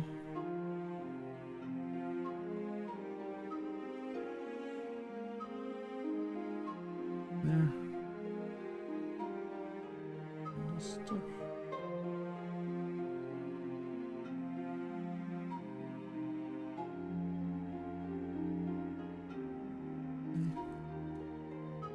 Come on, hurry, hurry, hurry.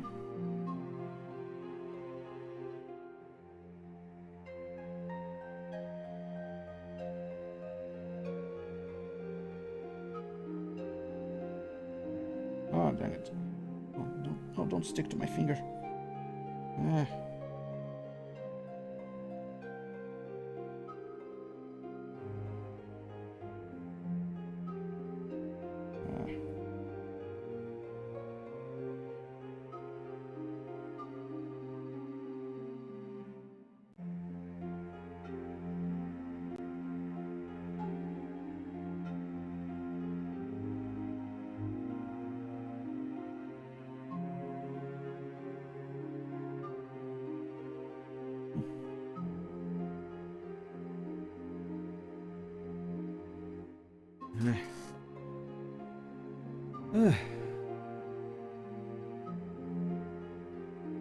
Very laborious for such tiny details.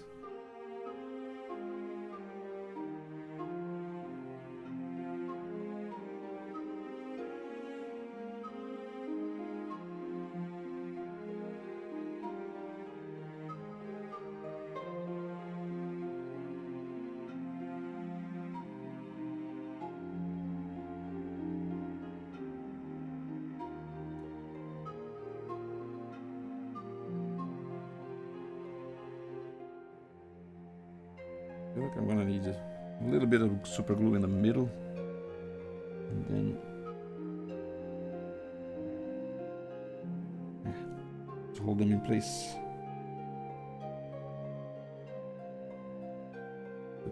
The glue dries.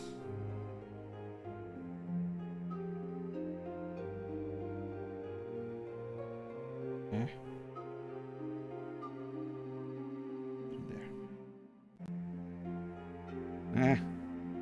What if the glue dries on my finger? Dang it.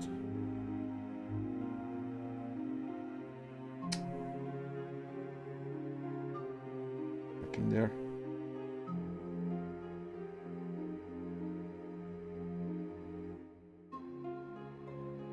But I don't like using super glue.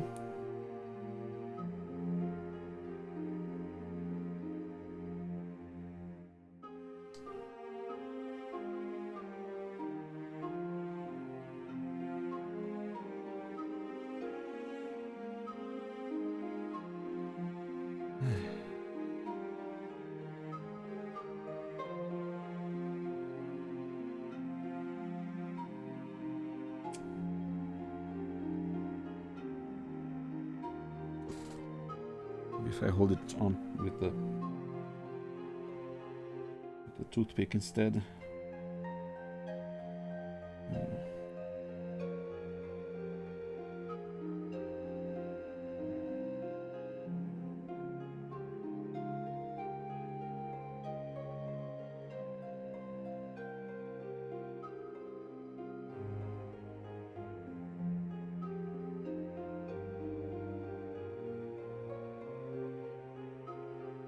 Or if you just keep doing this so that my finger doesn't have a chance to stick.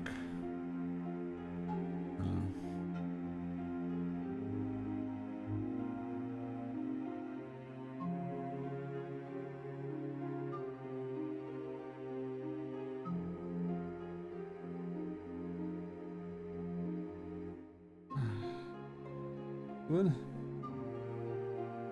I feel like it's not good yet.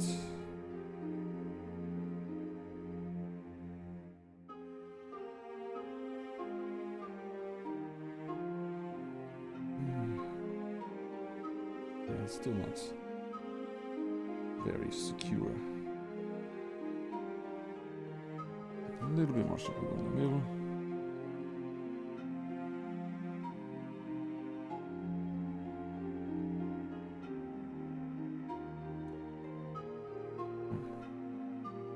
Just stay there. I gotta be patient a little bit. Wait a few seconds.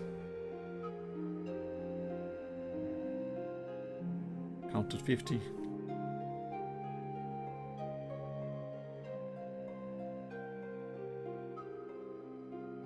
Also gotta look so make sure it's not setting all crooked.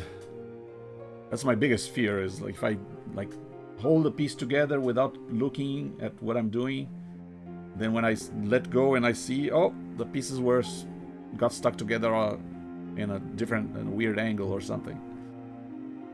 Okay, now how am I gonna fix this?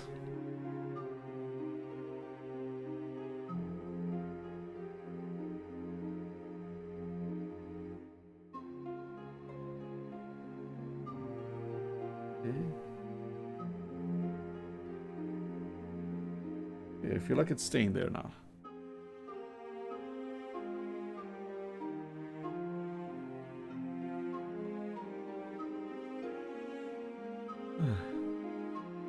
These little gray wires on the sides. Took a little work.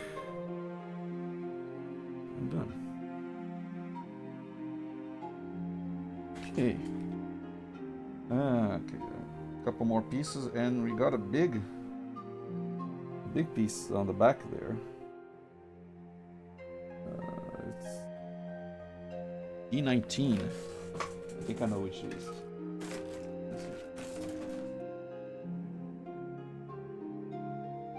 Yep. So away while it's dry.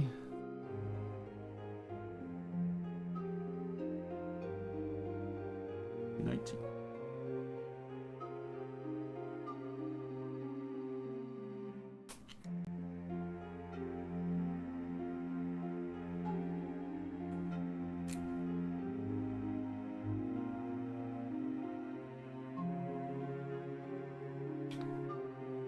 Okay. I think you can tell from the shape. This is supposed to be the bottom of the back part of the DeLorean. Why do they put these extra bits? Just for me to cut off? Instructions say cut off these tiny bits. Why put it there in the first place? So weird.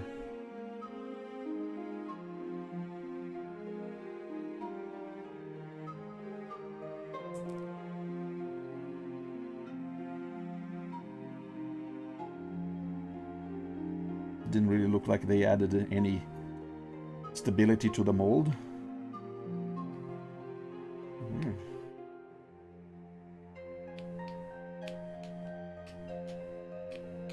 Maybe they were parts of the mold that got like plastic injected into them.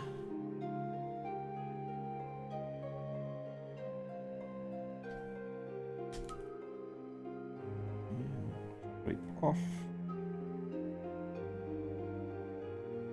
excess.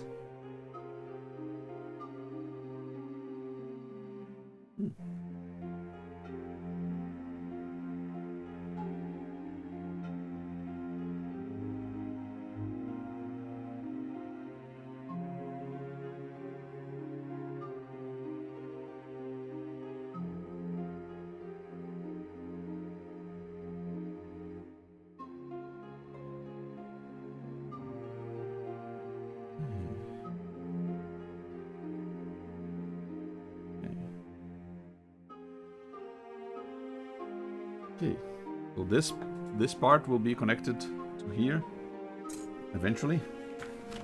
There are also some other pieces as well.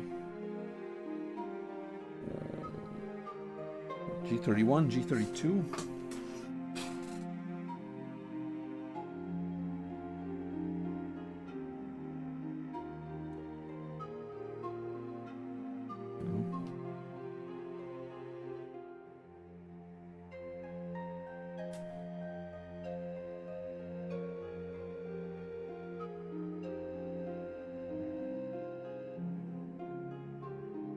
Cut myself again.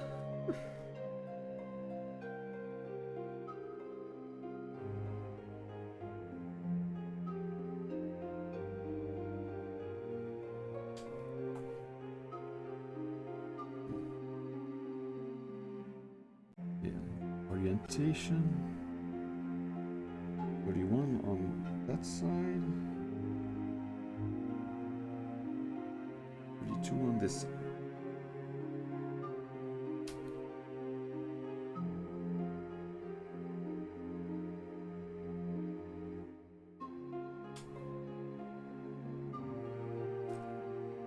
Any more G pieces? Yes. No, G19, 31, 32? No. Just... we're done.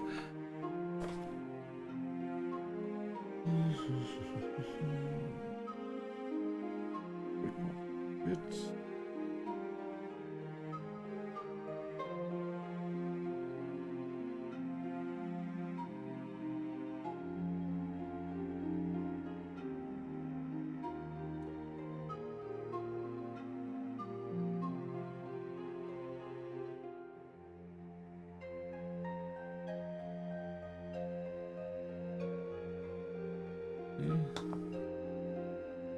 Can I tell which way it is the right way? Okay. this part.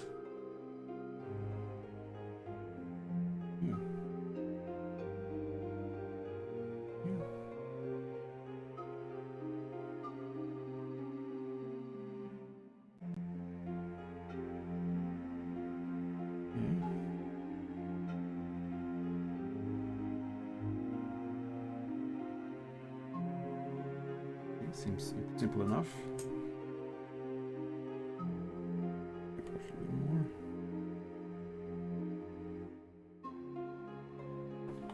Okay, so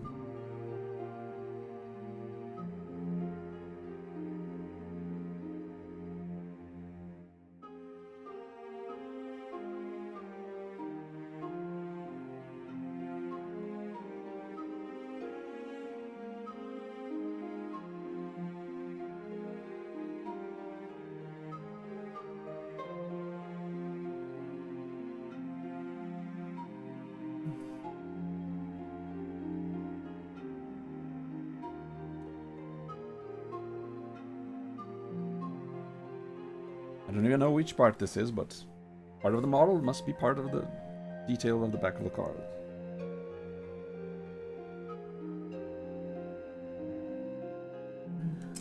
This part, a little bit more off.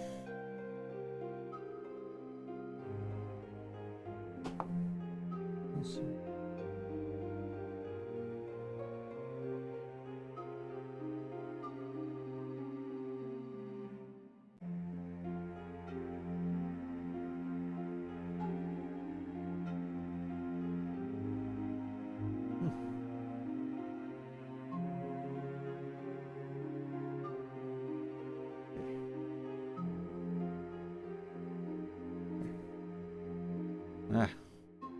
Problem with super glue is that sometimes the fumes also get to my eyes. It kind of burns. Okay. But D3 and J1 again. Okay. J1.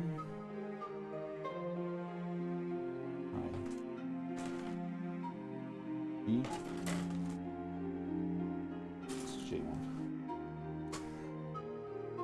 J1, 11 and 10. J1 10, J1 11. Oh, here we go. 10 is on this side.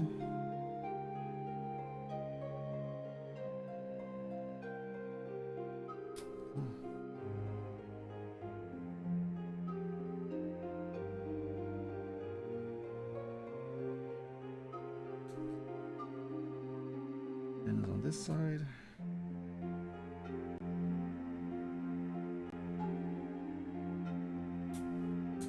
Whoa. Piece of the runner flew off. Yeah. Fortunately, not a piece of the actual piece that I needed.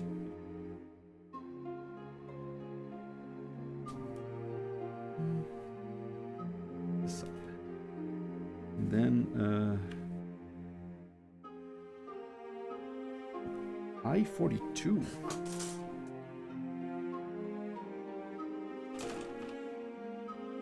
This I-42.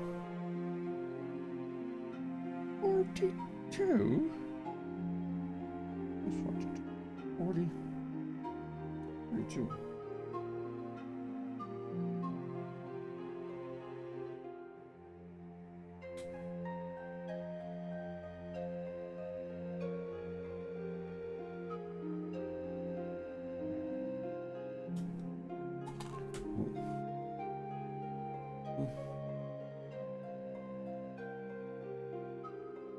That piece has got to be so tiny.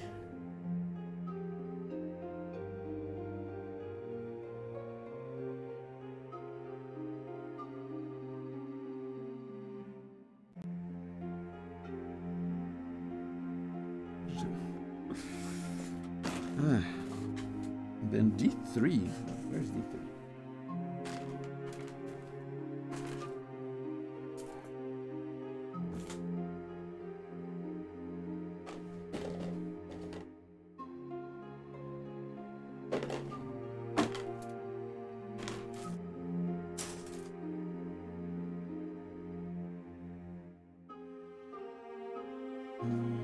This is D3.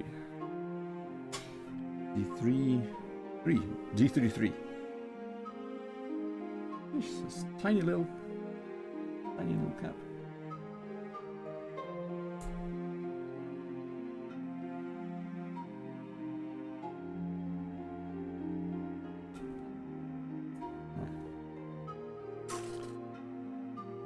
Okay, this tiny thing, scrape off a little bit.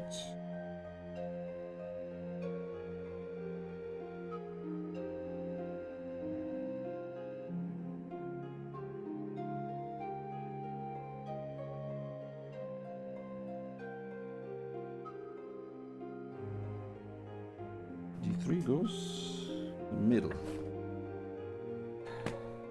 What is? Might as well put it right away.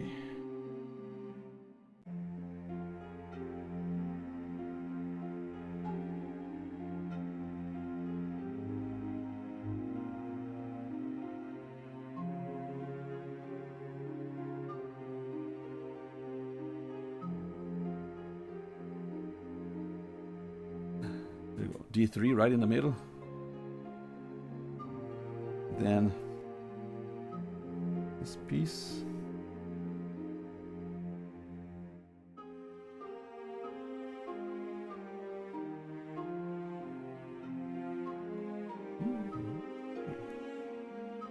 Okay. Okay, got an idea where it's supposed to go.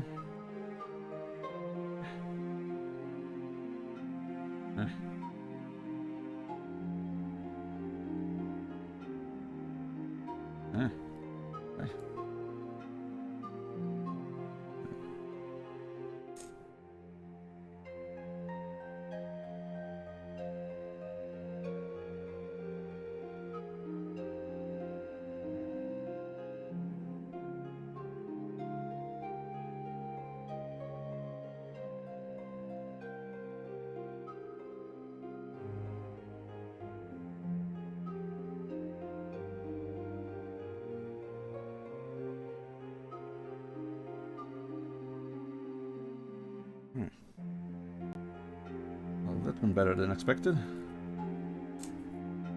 And the other piece.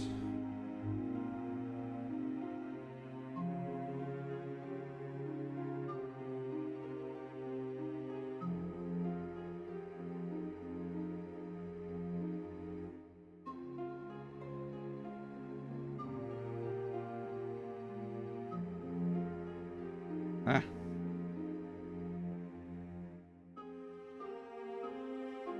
Okay.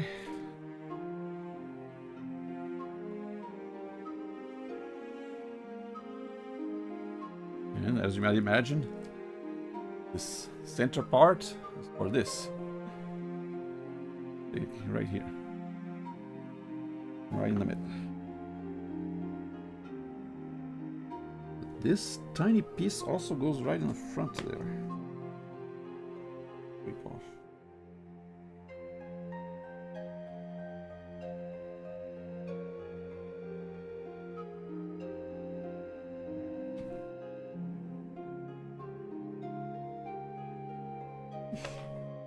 This is even supposed to be. It goes up like this. Okay.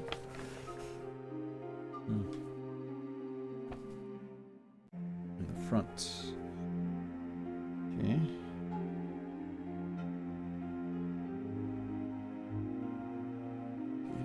Okay, quick before it dries.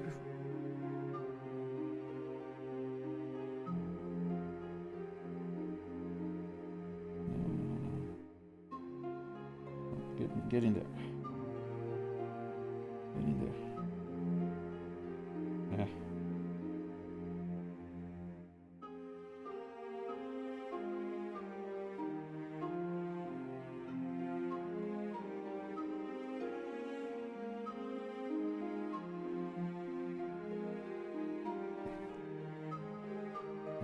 That's good. Let me check the next page. Make sure I put it in the right place. That's good. Whew. Stressful.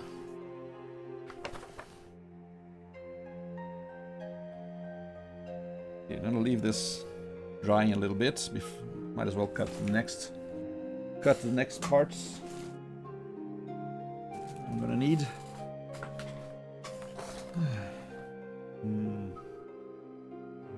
All G parts.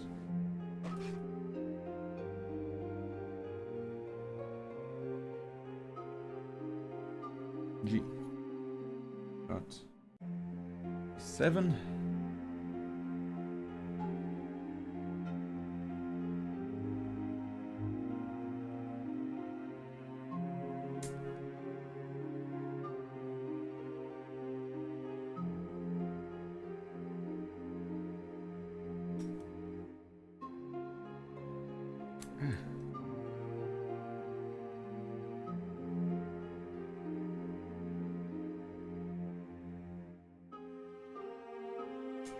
Funny how sometimes I get.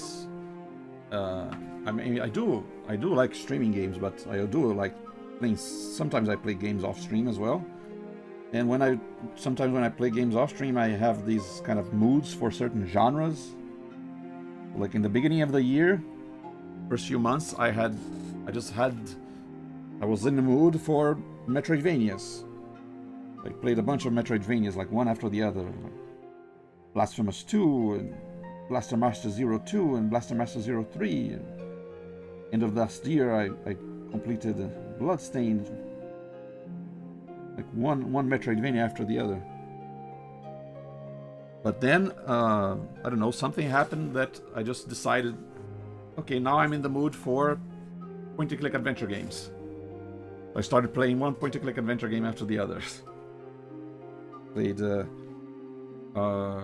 Ria, Face the Unknown, that's from the same devs as Schism, which is another game that I streamed. Very difficult, very tough puzzles. I did manage to beat it without looking up anything, but I'm glad I did not stream it because I got stuck for a long time in some places. And then I played what was it? I played the Whispered World, kind of cartoony game that kind of interesting, not that hard. And then I played Dracula the Resurrection, which was published by the same studio that published Siberia, a game that I enjoyed very much, that I also streamed. I think I tried seeing if I could stream that one, but I failed. I wasn't able to capture it. So okay, that one does not get streamed. And then I streamed, finally played Broken Age, the Team Schafer adventure game that I actually contributed to the Kickstarter way back in the day, 2012 or something. For some reason, I did enjoy part 1, but then a year later, when part 2 got released, I don't know. I think too much time had passed, so I wasn't really that invested in the story anymore, or I kind of forgot some of the details, so I wasn't that interested in continuing. So I started a little bit of part 2, but then I got, I guess, tired of playing it, and then I stopped, and then I just never came back to it. So when I got around to playing it again, all these years later, like a decade later or so, I decided to restart from the beginning, play through the first act all over again, even though I had already finished, because then it would be much easier to go into Act 2 having just played Act 1 like right before. I think that pause between releases really affected my disposition, I guess, playing the game, but playing it again from the beginning really was the right choice, because then I stayed invested in the story. I remembered all the details, all the characters and everything, so eventually I got to the end. So I finally beat it after all these years. And then I streamed another game that might actually be my next. So then I played another game that might actually be my next stream. I'm still in the point-and-click adventure mood, I might just stream this. My next stream will obviously be a gaming stream. Might just be Zork Nemesis. Finally going back to another Zork game after so long. I've streamed Zork 1, Zork Grand Inquisitor, and Return to Zork, which is my childhood game that I played as a kid. But yeah, there are more games in the Zork series that I want to go back to, and Zork Nemesis will be the first, but I'm also planning to eventually go back to the text adventure ones. I mean, maybe Zork 2 at some point. Okay.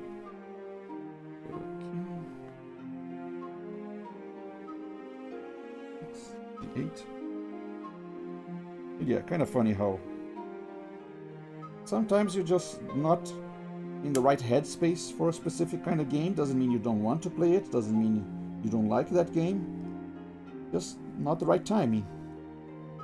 And then you wait until eventually you get in the right mood for that kind of game, and then you finally play it.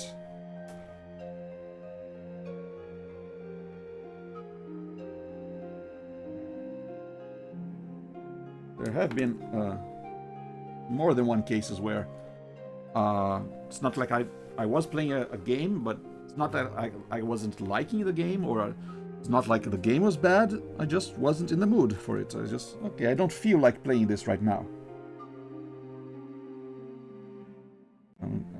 But then I stop playing in the middle, and then it becomes, the longer it takes, it becomes harder to come back to it. Eventually, it's easier to just start over from the beginning. Not the first time I had to do that. Where I started the game, and then for one reason or another, either because I forgot the story or forgot the controls or lost my save files, I end up having to restart a game that I had started previously but then stopped in the middle. I'm trying not to do that anymore. I'm trying to avoid doing that. Like only playing one game at a time, and as soon as I finish that game, then I move on to another one. But if I'm playing one game and then I start another one, I might I don't know, not feel like going back to the first one eventually after too long playing the other one. So I'm trying to be more dedicated and commit more to one individual game.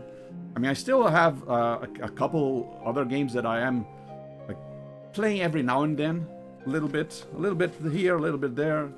Oh, one chapter of this game. Okay, I'm done with one chapter. Let me go play something else. And then, okay, I'll come back to this one game, go back to this chapter, and play another chapter of this other game. But I'm trying not to spend too long between chapters, so I don't forget how to play or forget the story or forget the characters, and then have to restart. There was one case where I did manage to get back to a game after years of not playing, which was The Last Story for the Wii, the JRPG by the same creator as Final Fantasy. And I think I was right around the ending of the game, but I don't know, for some reason it got hard, or I wasn't making progress, and then I got sick of it. Okay, I'm gonna stop for a little while, play something else, but then just years went by and I never came back to it. Then I decided, okay, this is like one of the few Wii games that I have left to finish. Let me get back to it. Remember how to play, remember the story. Fortunately, that game happens to be one of the very few games where you can still read the tutorials way later in the game, so you could go back and reread all the controls. So I actually had to relearn the controls, but fortunately I was able to relearn the controls within the game itself, and not just by playing it, but by rereading the tutorials. So yeah, and that kind of helped a little bit.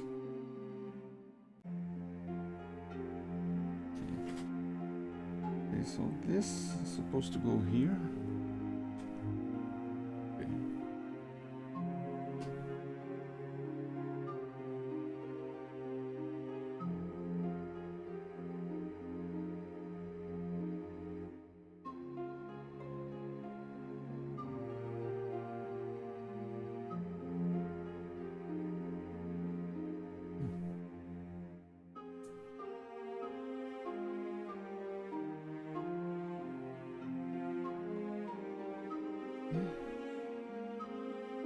it in place a little bit.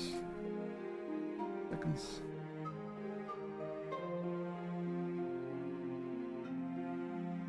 Wait. Uh-oh. Uh-oh. Ah. Ah. And yep, I got a little bit of my skin on the model because I got a little bit of super glue on my finger. Oh well.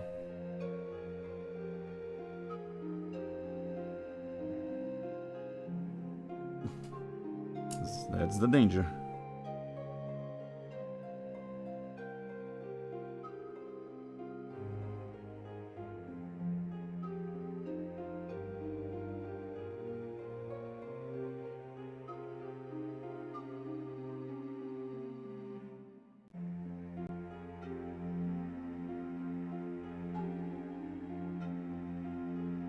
Sometimes I try using my fingernail because a lot less surface area. Use my fingernail to hold in place. A little less of a danger of my finger being glued and then having to rip off a little bit of skin.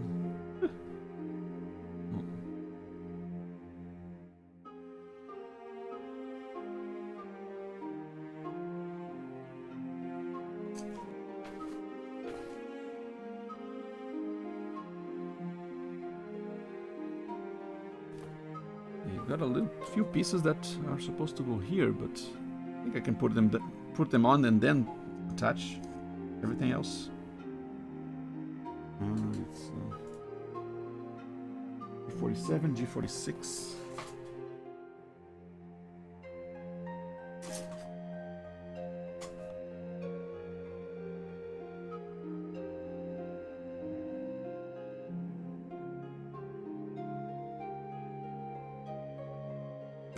Which part is which? 47 is that way.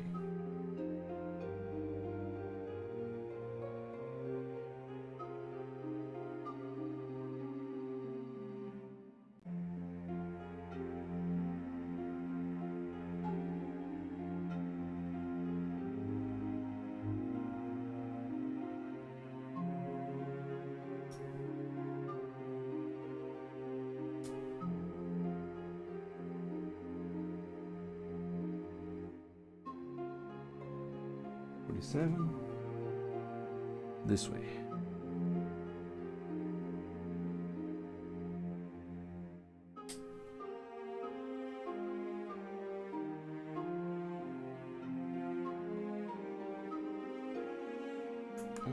Uh-oh. And it went to the ground. Flashlight time.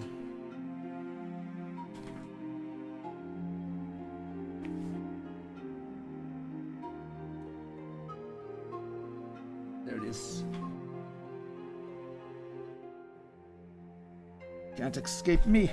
Ow. Hey. Get back here. Sorry. Okay.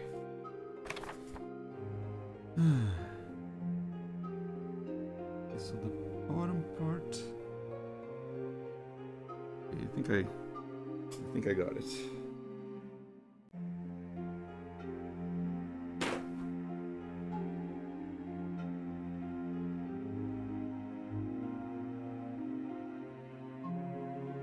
Tricky, but I think I can do it. Just make sure rip off any excess bits, doesn't get in the way of fitting together.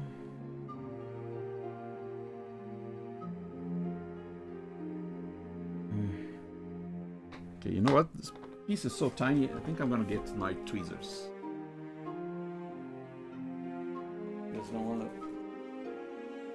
Just don't want to get any super glue on the tweezers.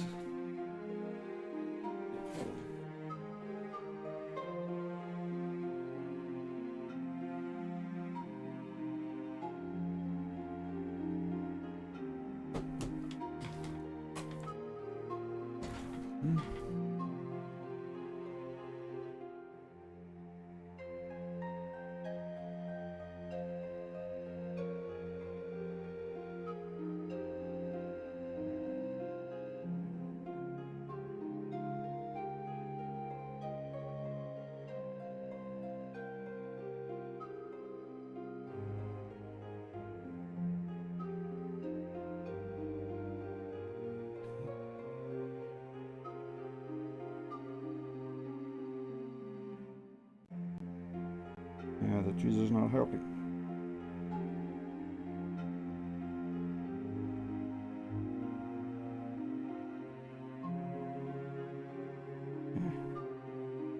How are you supposed to do this?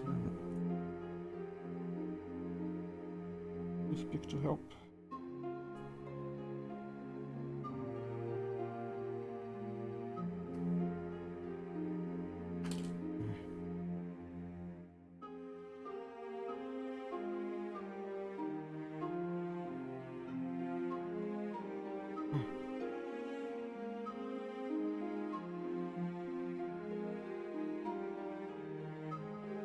I think I did it.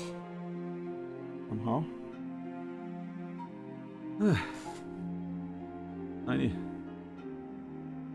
Tiny little pipe.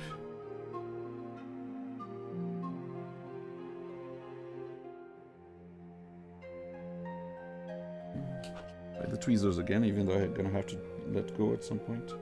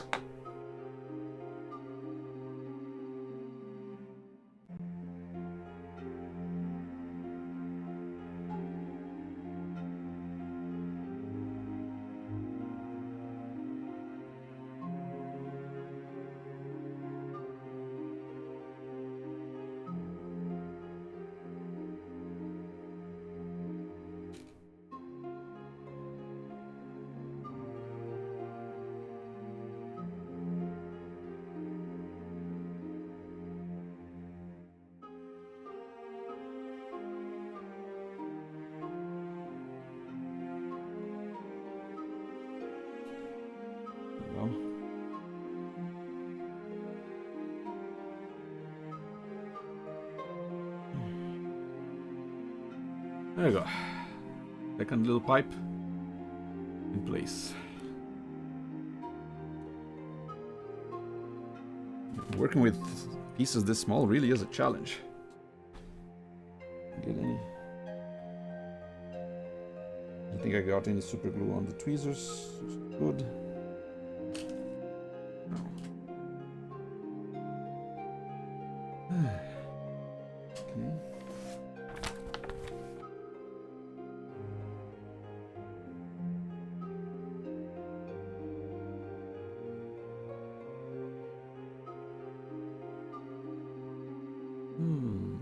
Now we've got a bunch of little pipes on the side there. Okay, I think we're ready to attach this.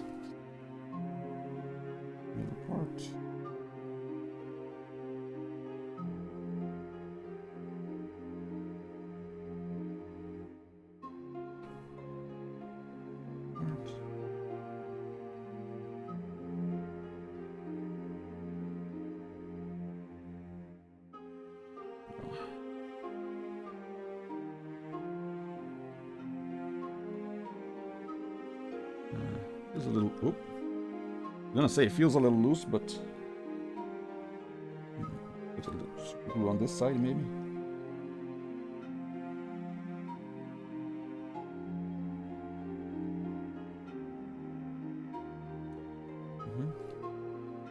And hold it in place.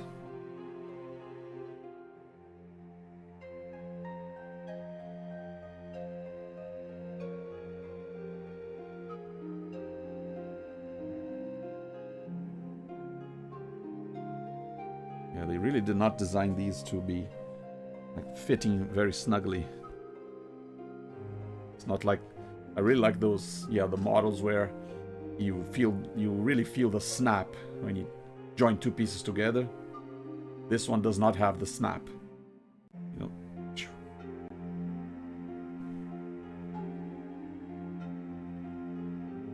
I wonder if there's like, I don't know, a denomination for this kind of model that does not fit together, that requires super glue. Is there something in the packaging or in the kind of model that says this is not a snapping model?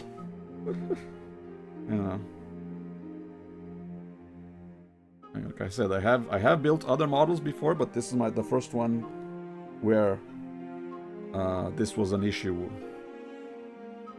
It's my first model where I had to use super glue to attach the pieces together.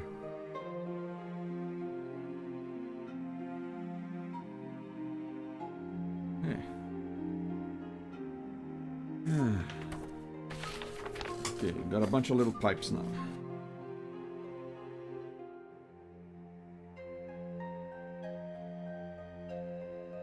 I have to keep track of their order. Now I gotta rotate this. 57, 55, 59. Oh dear.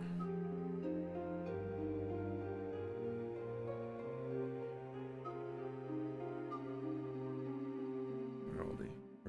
It's a G, right? Yeah.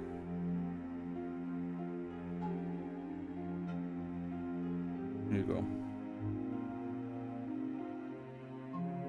7. Which was the first one? 57, 55, 59. 7.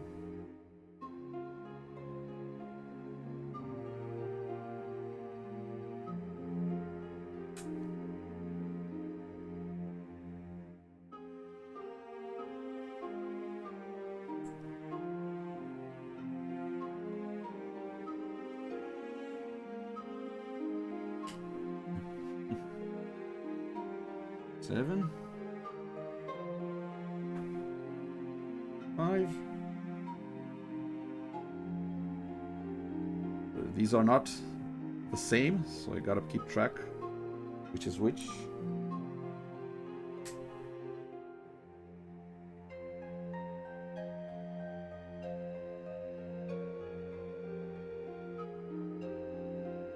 I'm gonna go do one side first and then do the other side so I don't mix them up.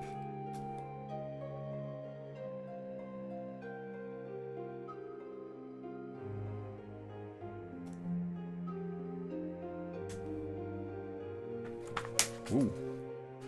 Drop the knife. Dangerous. Good thing it did not land on my feet.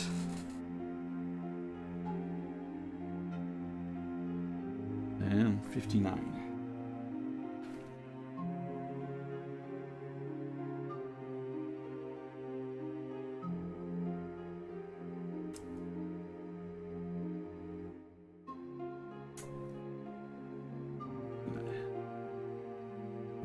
This away for now.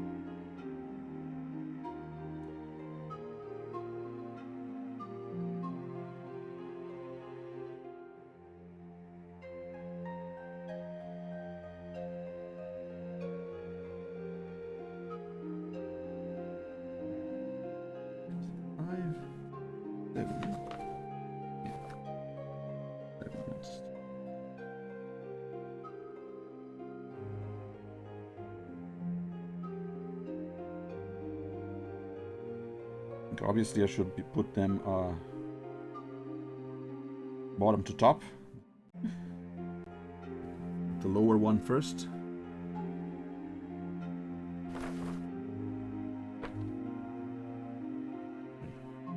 Which is the lower one?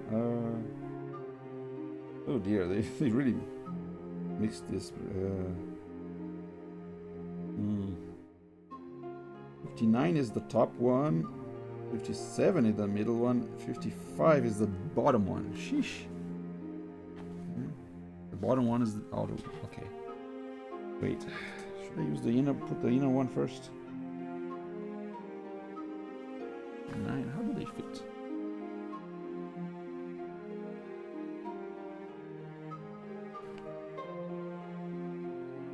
Yeah, actually, yeah, there are 3 of them, but to put the inner one first, then the outer one, then the top one. So that would be 59 first.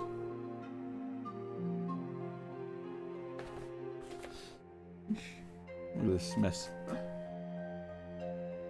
All the little pipes I put.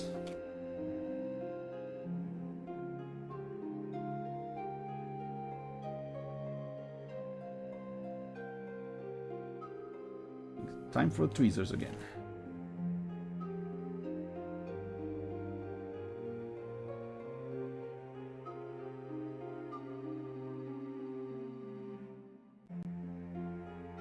Wait.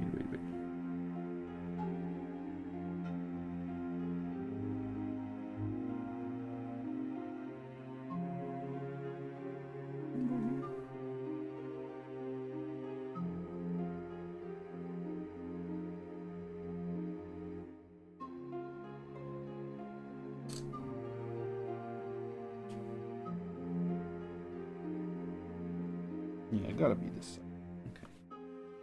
Okay.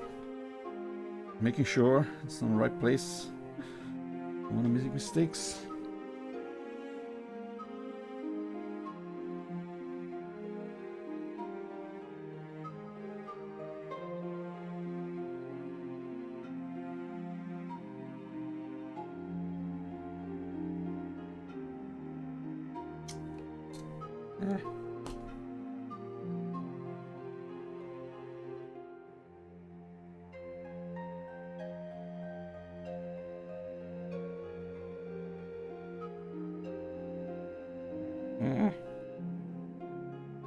This is harder than it seems.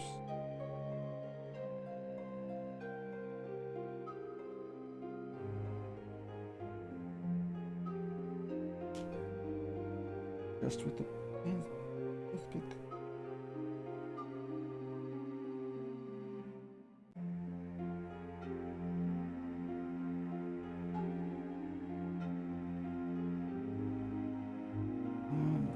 Not too much. No. Stay there. Please don't go out. Don't get out.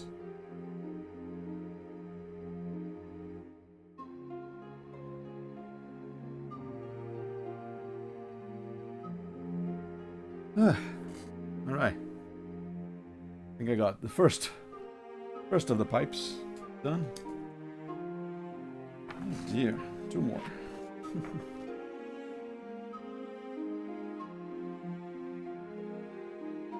5 next.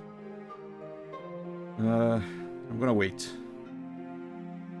Wait until that is dry so I don't accidentally knock the first one off while I'm putting the second one.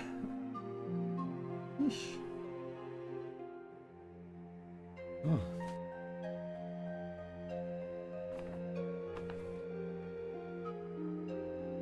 Yeah, even though this stream has mostly been cutting and gluing pieces, still been a challenge. Without the issue of the white glue or the issue of the decals, still a challenge.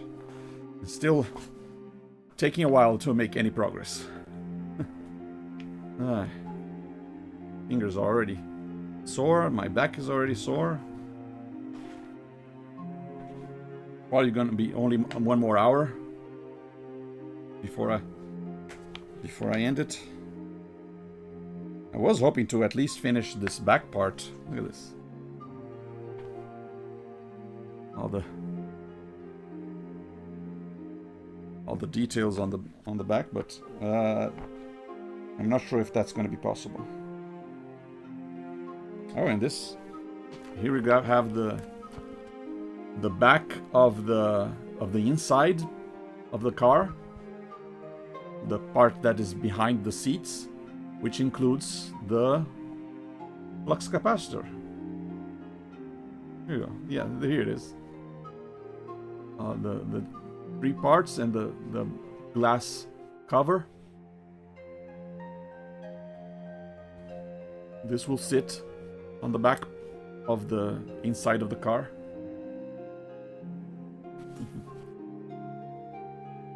Yeah, probably not going to reach that part. on this stream.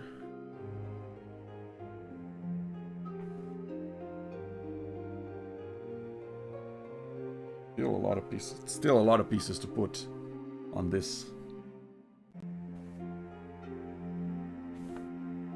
All right. Oh, I did get a little bit of super glue on the tweezers because it kind of got stuck to the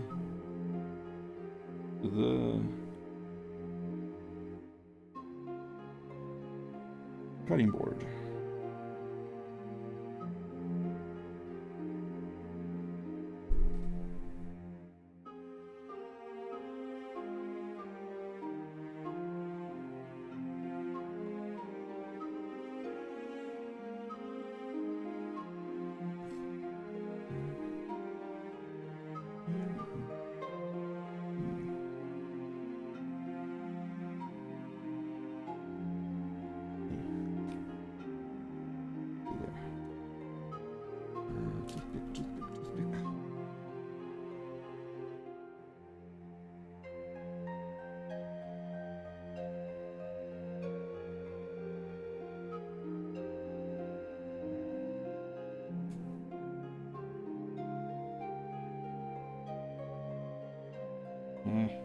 Not going in.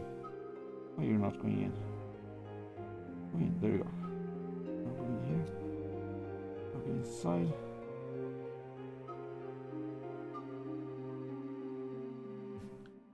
Top tip of the toothpick broke off, but it's okay. Whew. All right, second pipe done. There's a third one on top, and then 3 more on the other side.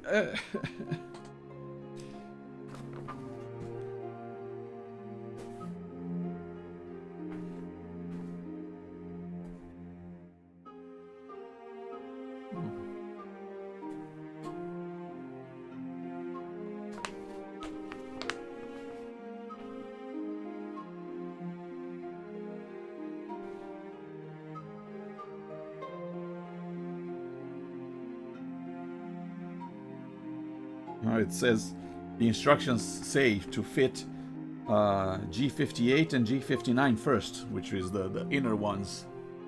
I kind of figured that out myself, but nice for the instructions to let us know. Supposed to do that.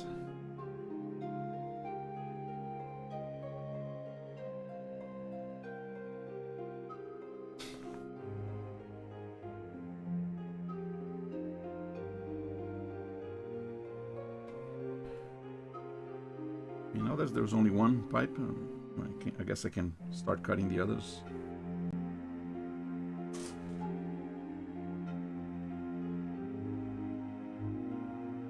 Try to be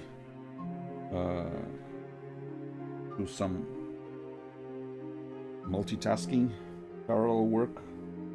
While one thing is drying, I'm cutting the other thing. While I'm cutting one thing, drying the other. 56.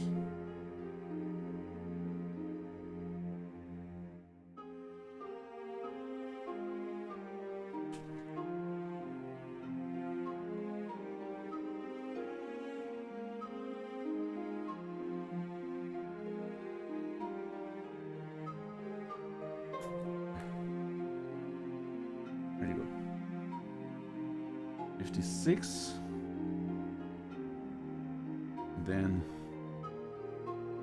54.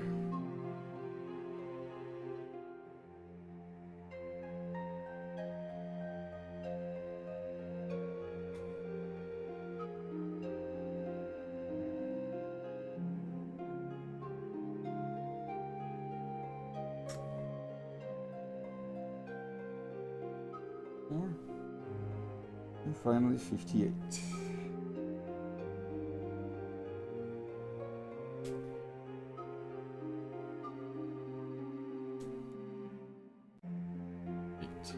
All right. Whew. Clean it up.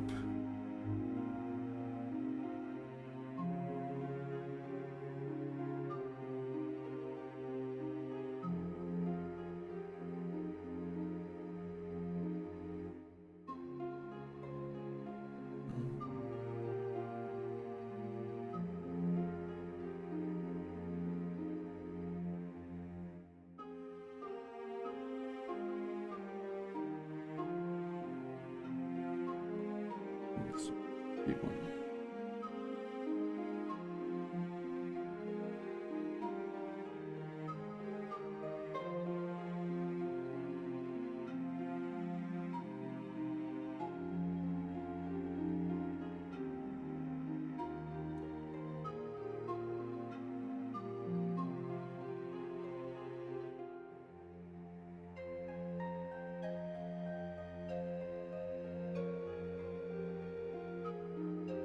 Alright. Next set is cleaned. Ready to be glued. First I gotta glue this one.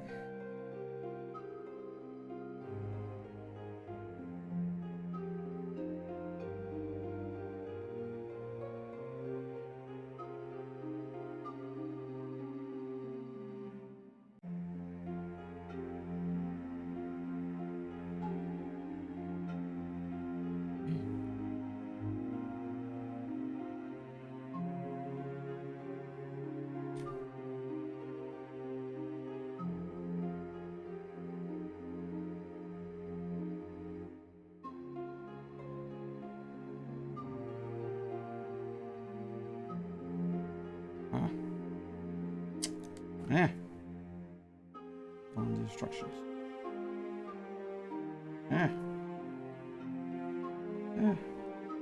It's the tweezers. Come on.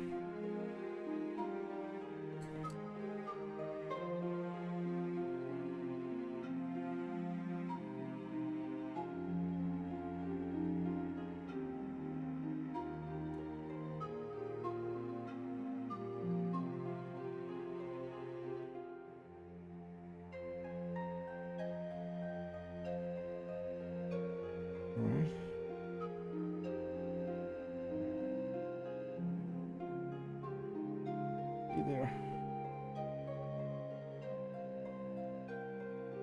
Whew. All right. Third pipe connected. The other, this top one sits on top of the bottom two, like a triangle.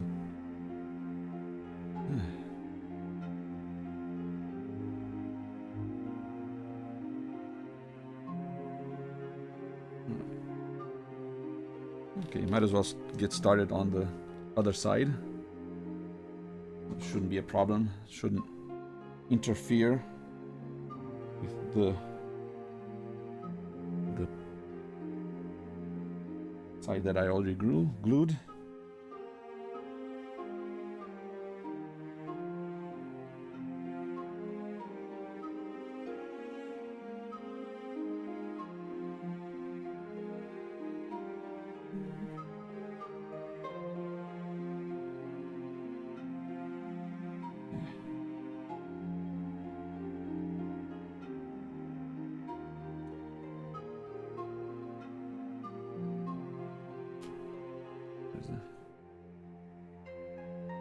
Okay.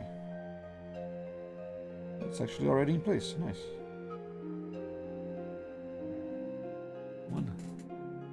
One pipe down on the other side. Two to go. I'm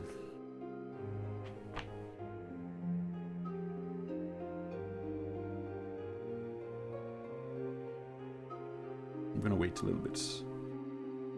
Wait a little bit for the glue to dry. Yeah, maybe I can start the next part while I'm waiting for that glue to dry. Oh dear.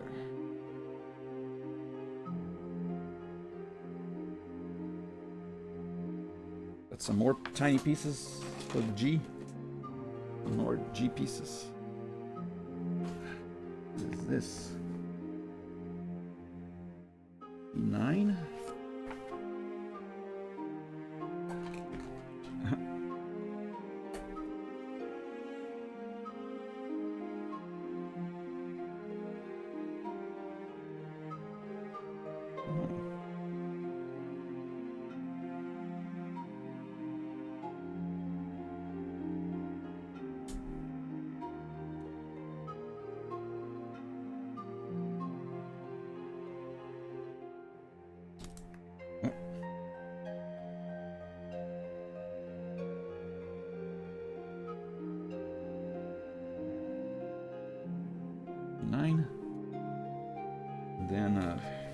One at a time. Let's see.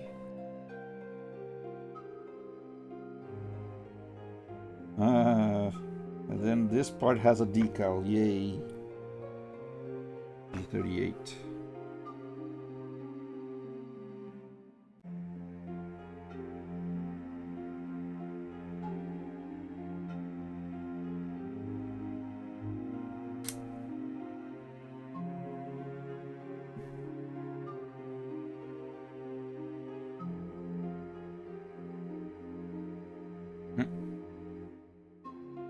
Piece.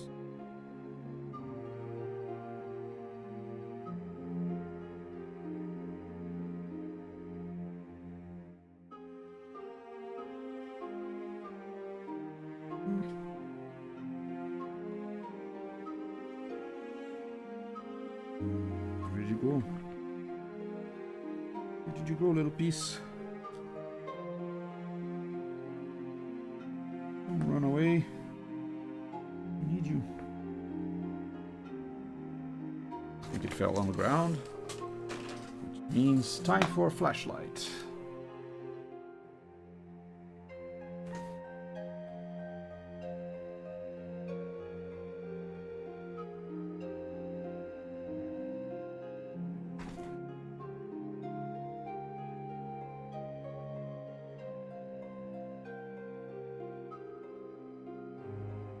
Did it fall on the ground?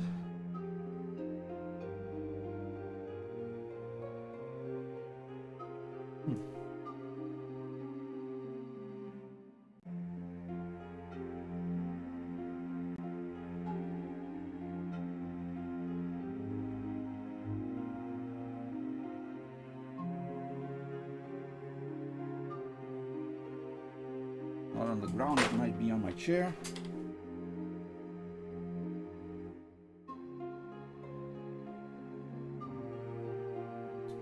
Oh, heard something falling. Here it is.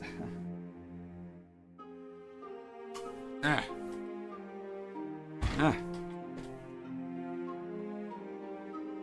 There's always the danger that these pieces will fall into the void, go into the back rooms or something. Piece.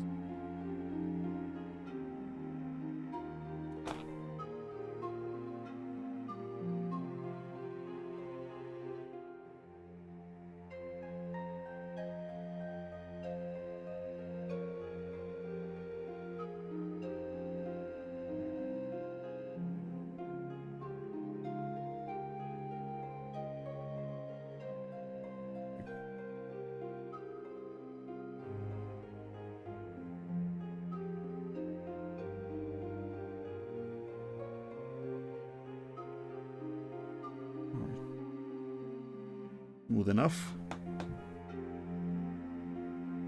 So this piece not smooth yet. Hey, where are you going? I saw you. Come here. Not smooth yet.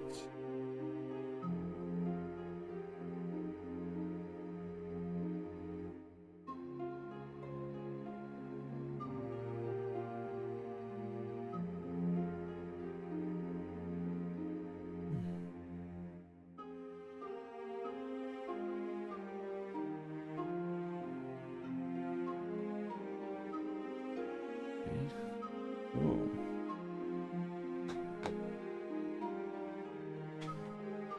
According to the instructions,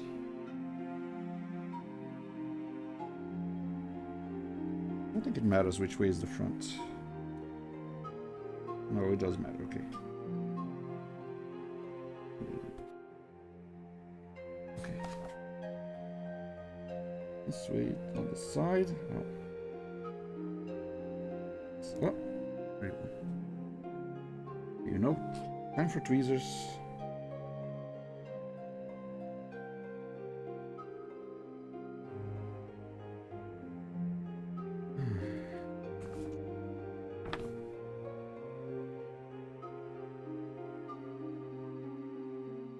G38 goes on top.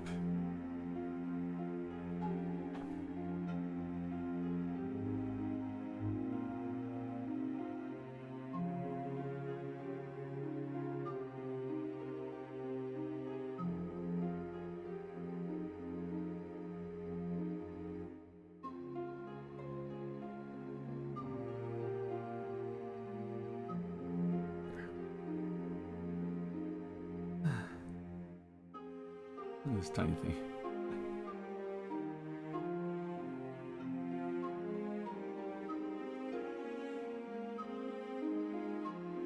Ah.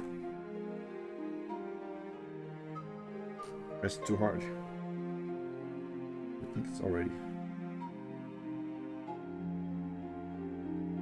in position. Gotta leave it there.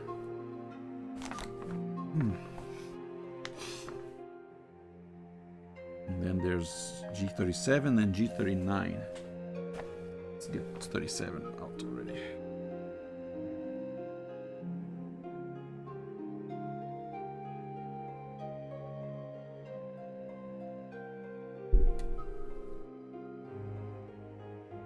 I don't even remember seeing this detail on the car. But it's probably there. Otherwise it would not be on the model. I bet if I were to watch the movie again or see a picture of the DeLorean, I would be able to recognize all the little details now. Like, oh, there's that pointy part that I had so much trouble with. Oh, there's that bit that I wasn't able to connect right. Oh, there's that bit that had the darn water decal that kept falling off. I'm gonna become very familiar with the intricacies of the details of the DeLorean after this.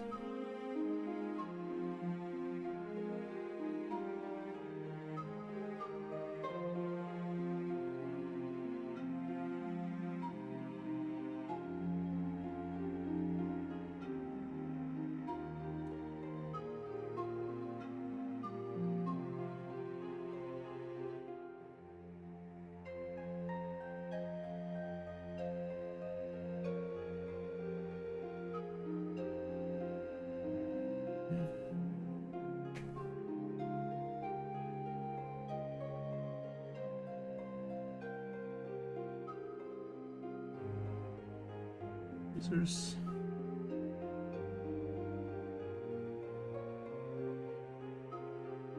On this side.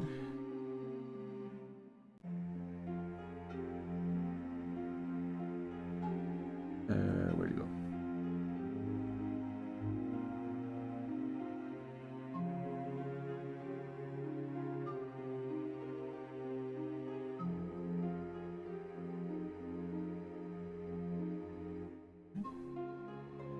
Ah. Oh, dang it. Okay. I'm getting sticky.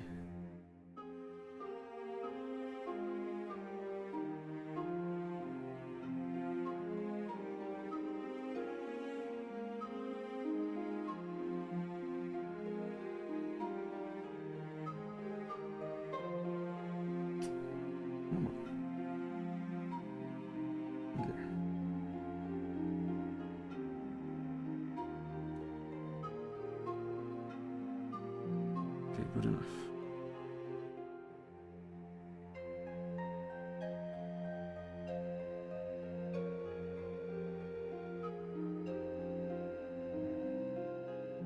Not touch it again for a little while. Yeah, actually, I should be doing the next pipe now. While this is drying, I'll do the other one. Alternate between them.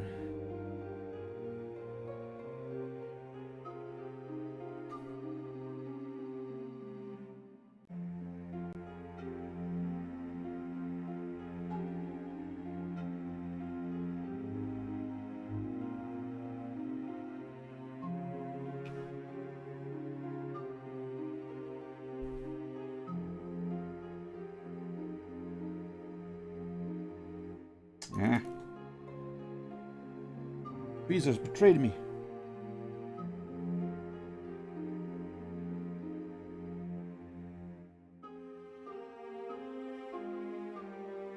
Hey, wrong side. Dang it.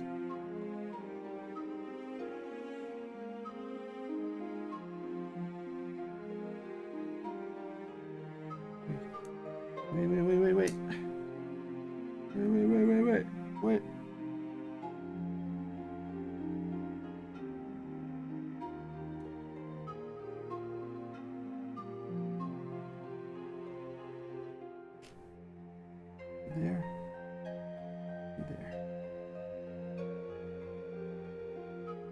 Alright. Second pipe done. This side.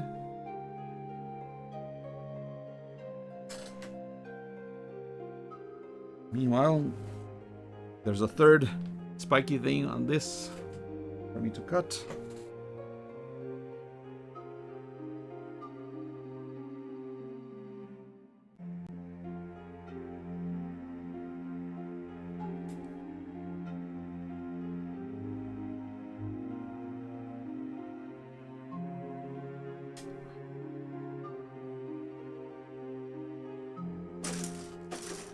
Clean up.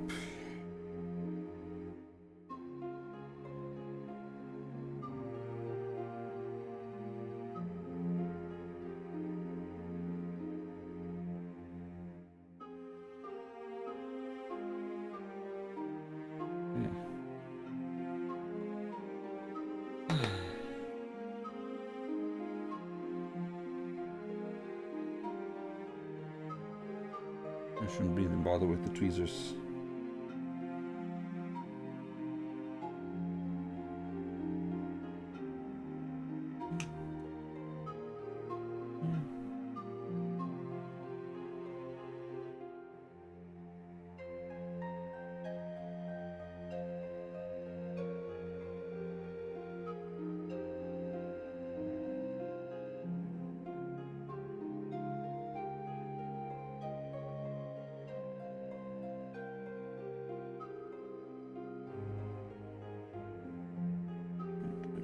Tiny.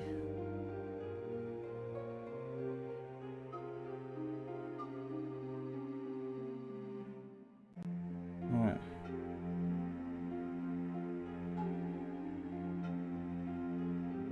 Got it in.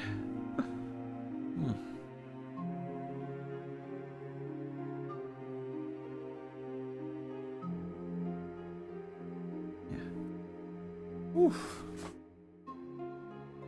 Okay, while that is drying, do the final tube.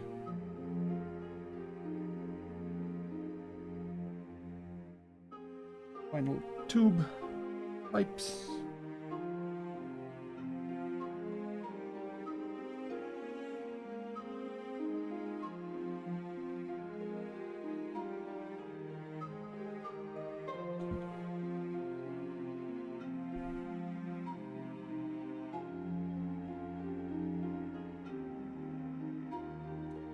Come on.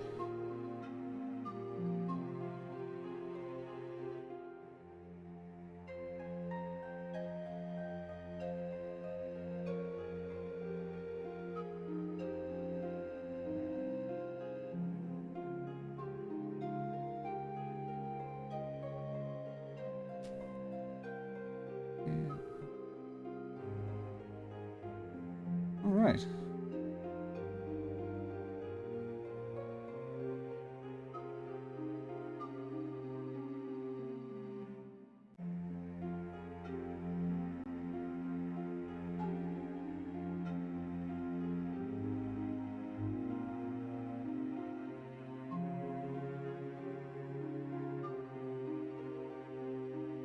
All right, last tube, looking good.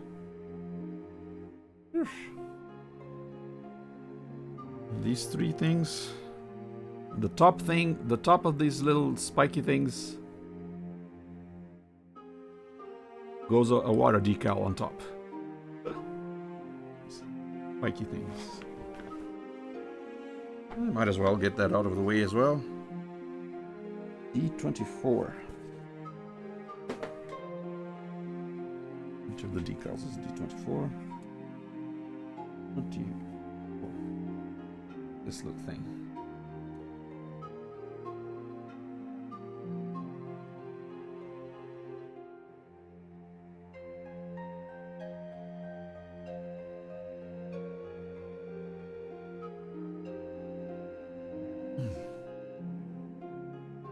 Water.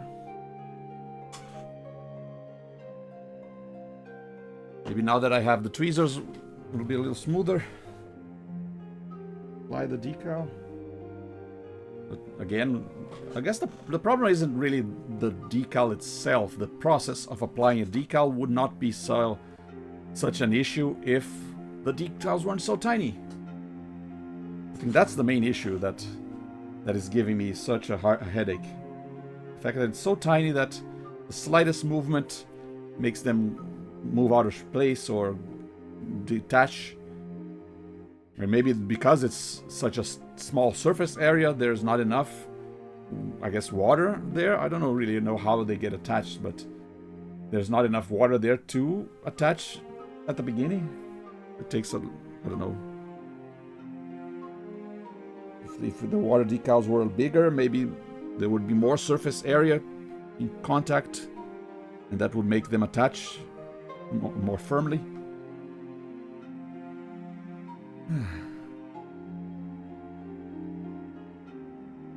Let me check. What are the next parts while I'm at it? Step 12 now. We started the stream on step 9. I'm on step 12. Just out of how many? How many steps total? 29, like.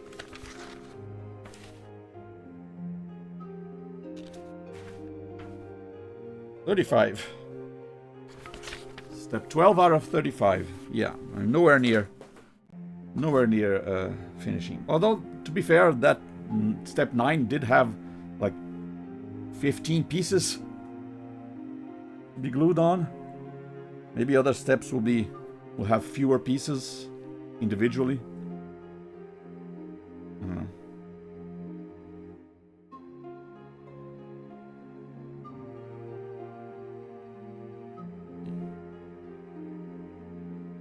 Push this out.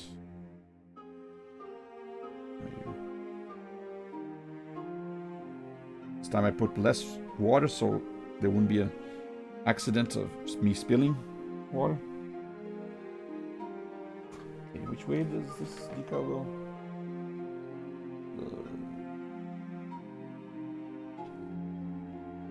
Circle things toward the tip.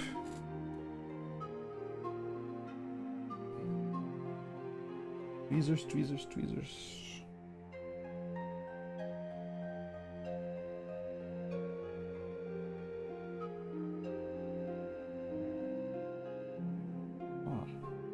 Oh, my finger.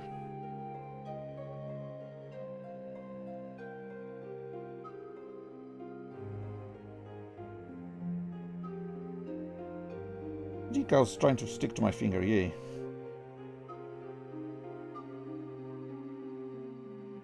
Alright. Alright. If this works.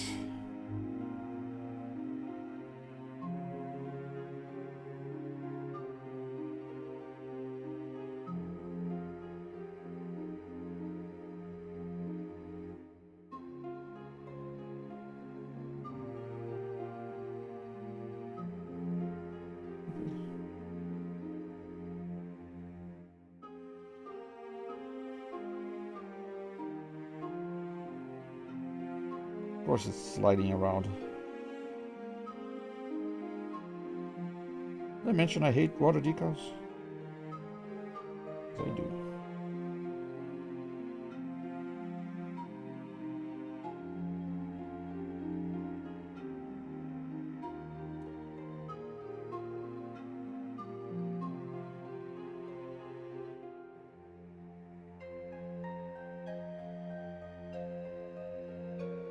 Well, it's on for now.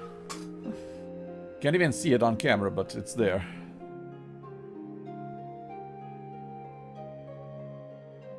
I guess I can. Let me see if I can adjust the focus of the camera. Properties, configure video, zoom, focus.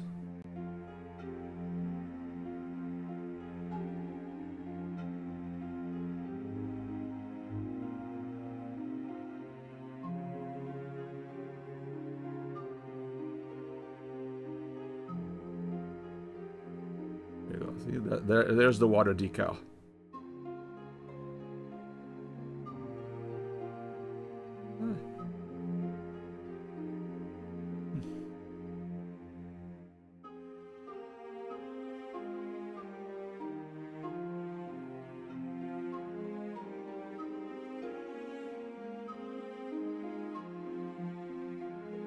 All right. Next step. Let's see.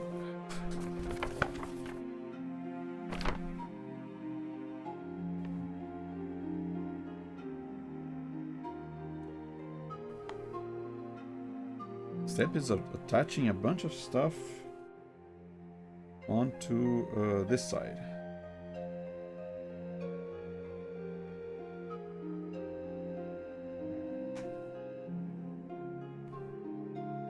E44, E3, G2, G1, all G pieces. At least I only need one runner.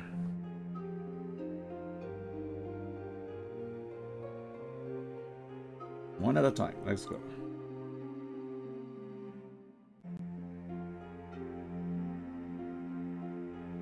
Three.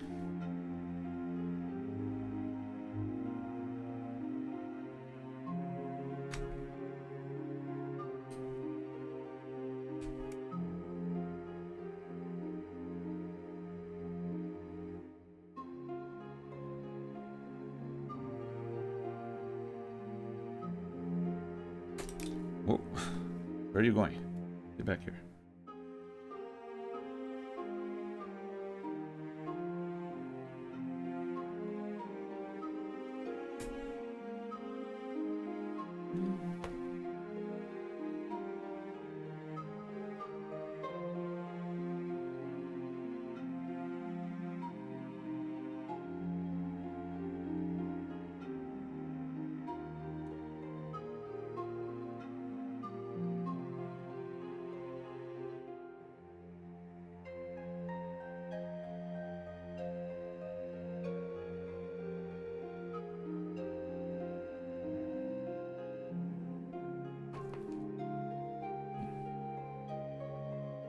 D3. And then... Okay, let's... One at a time. We'll mix them up.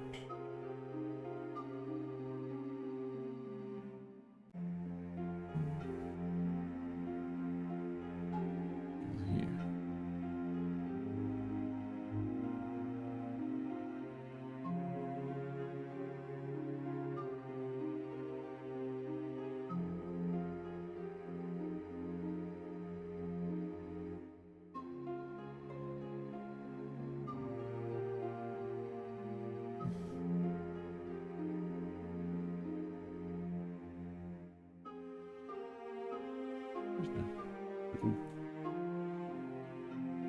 Whoa.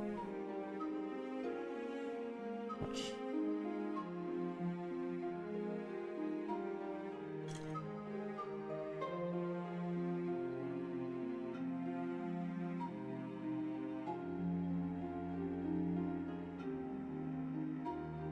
Another thing that I worry about with super glue is the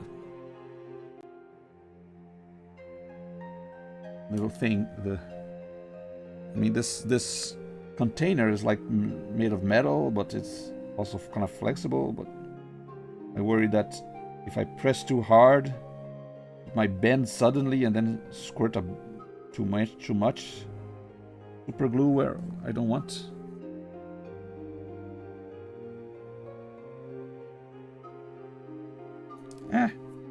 I'll get in there.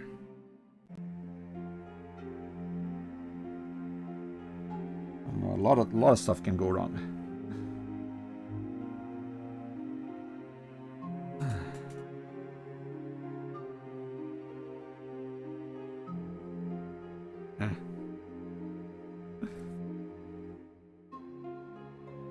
Okay, not bad. Next. G2 and then G1.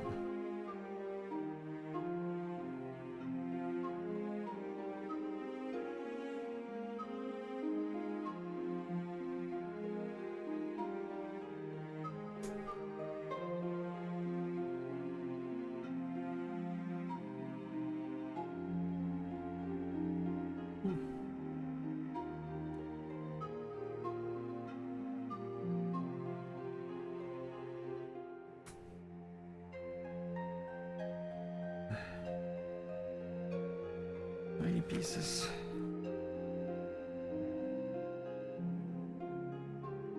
be so tiny.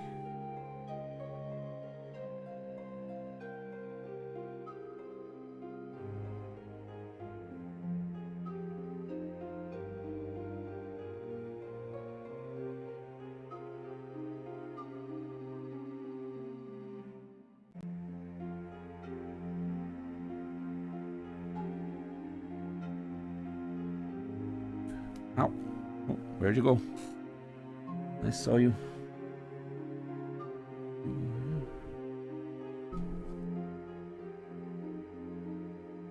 Come here, you.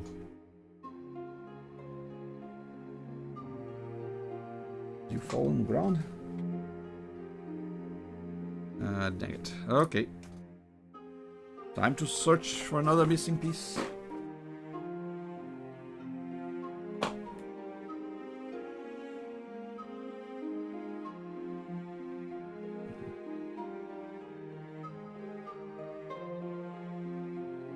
Ah, there it is. Knew it flew off in that direction. Thankfully, didn't fall on the ground.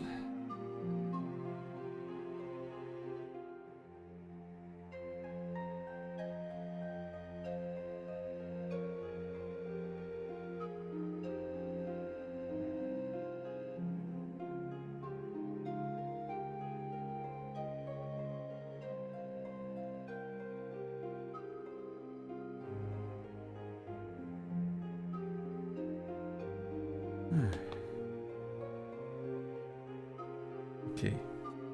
Wait, G2 goes where again?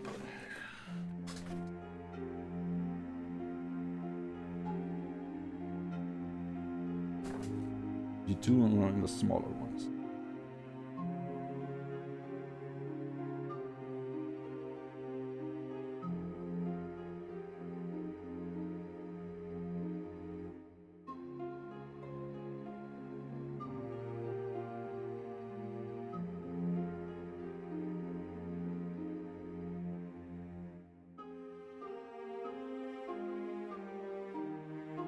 All to have these tiny little cylinders popping out. Uh-oh. Here we go.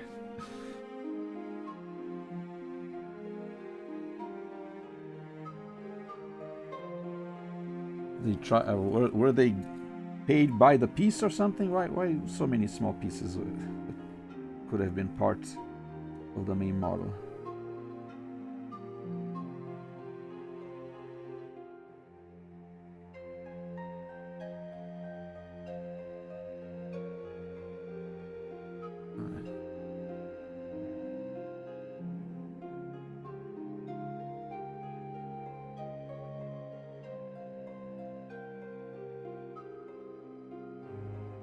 They're aligned before the glue dries.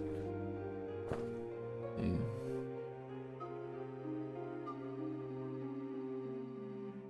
Okay, and then G1.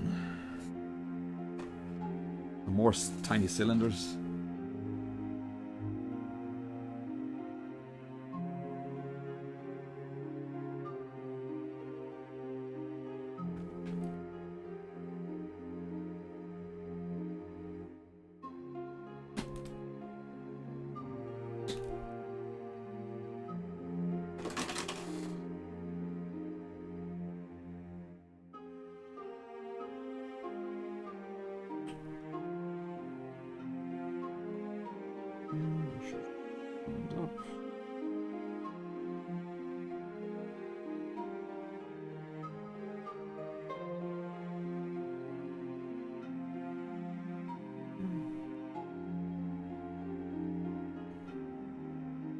Yeah, even though there are lots of tiny pieces, this part not quite as challenging.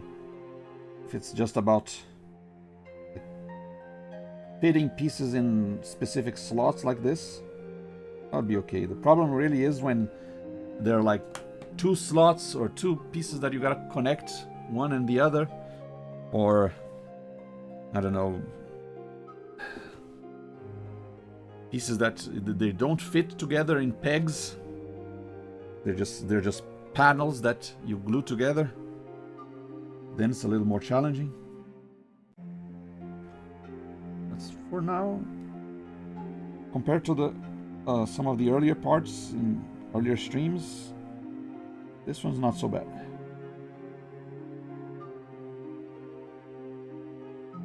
Use a little more scraping.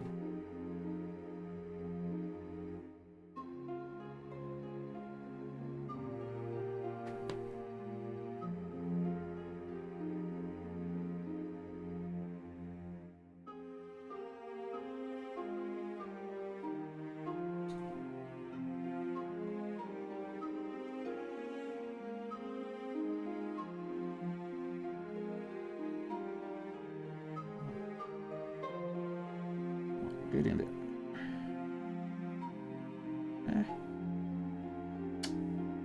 Don't stick to my finger.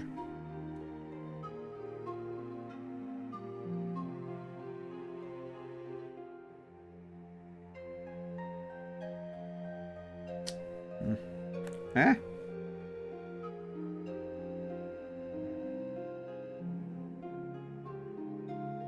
Again, most of the challenge comes from the pieces being so tiny.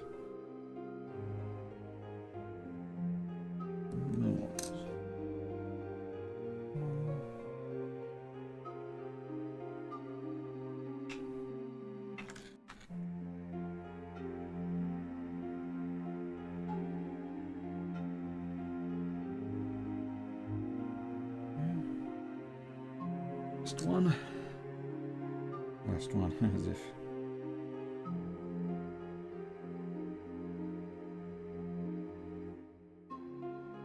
Next one.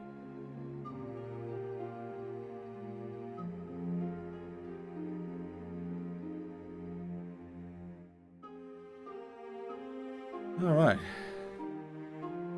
All of that just to make these 4 cylinders and these 2 boxes.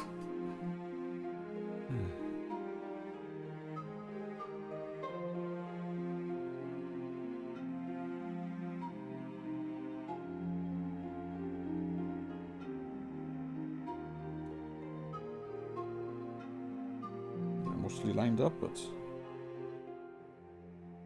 even if they're not, it's okay. Can't be too much of a perfectionist here.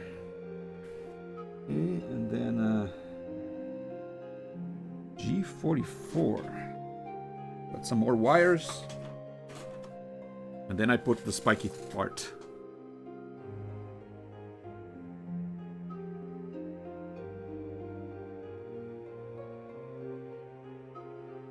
Nice. 44, here we go.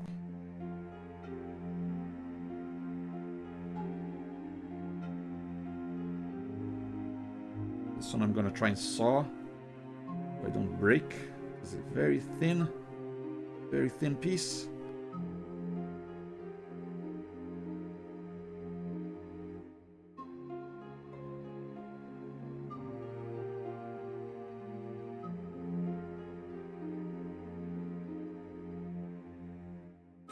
Okay. Well, I guess because it's so thin, it also bends more instead of breaking immediately. So a little bit of leeway, but still risky. Okay.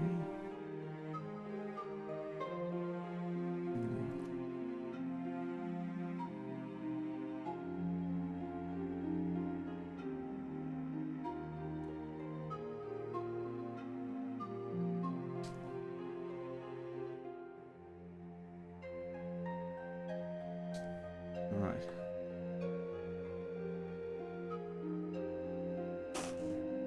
Look at this thing. Where is it? Tiny little wire. Get glued.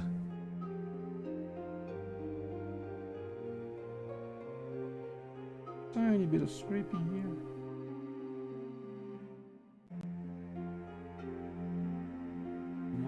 Good enough.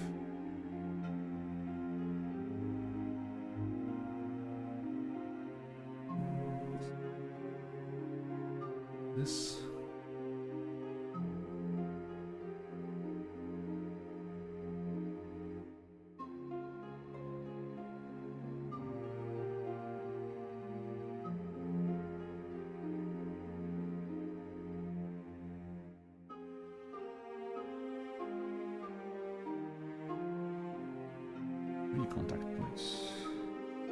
tweezers.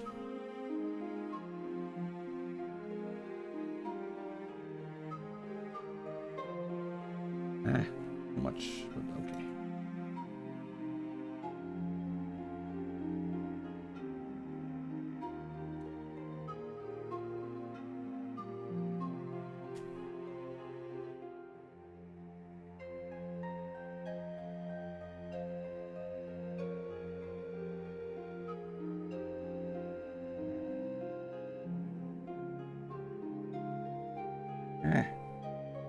I hate it when the thing gets on my finger.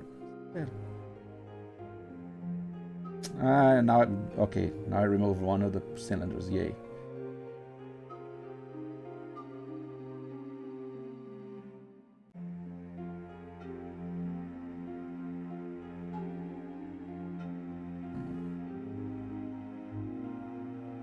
Get in place, get in place, get in there.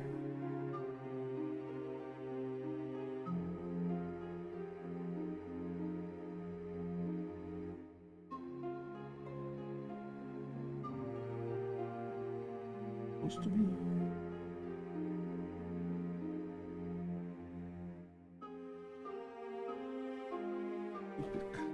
Ah.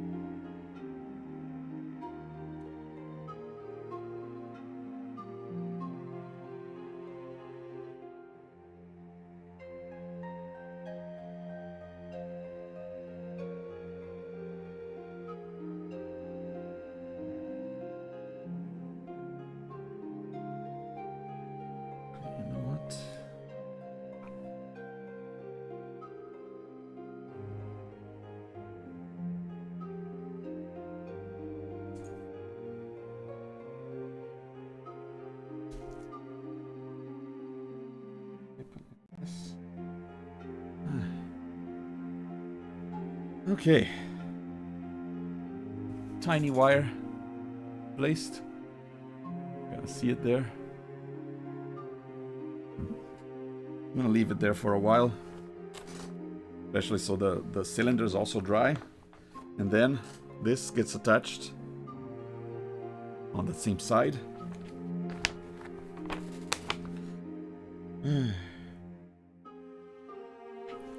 Ow, my back.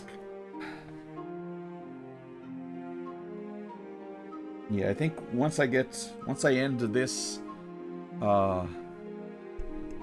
step, and then the next one, I'm not going to do this part yet. About the back panel with the flux capacitor, that's for next time. I want to at least finish this top part.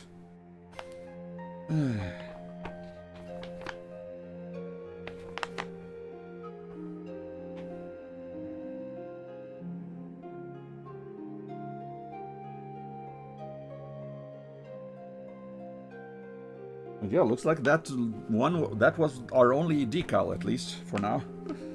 There's no more. Okay.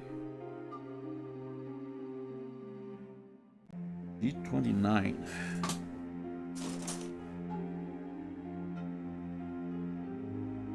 What is this? Finally, a big piece for a change.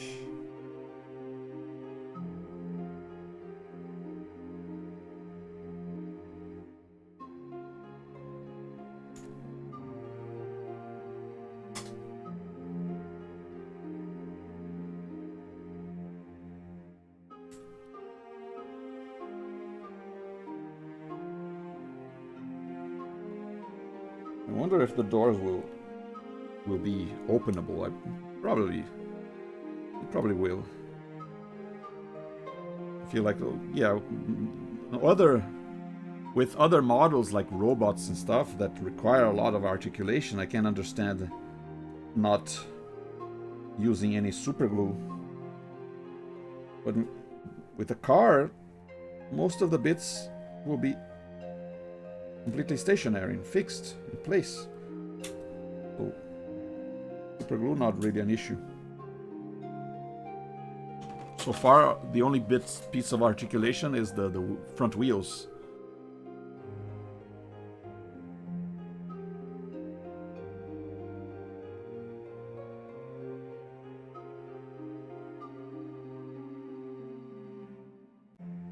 Compared to like, for example, the Voltron model that I did earlier, that has a lot more articulation.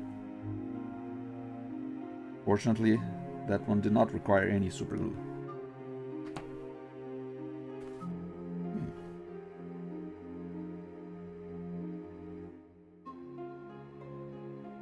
Yeah, this one seems pretty straightforward.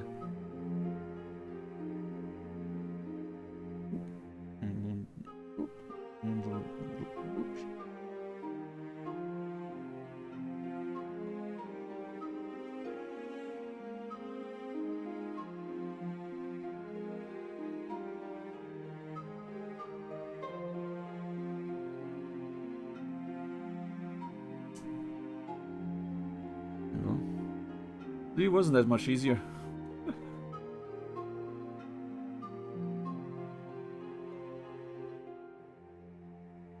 Now we got 5 slots to fill in the middle there.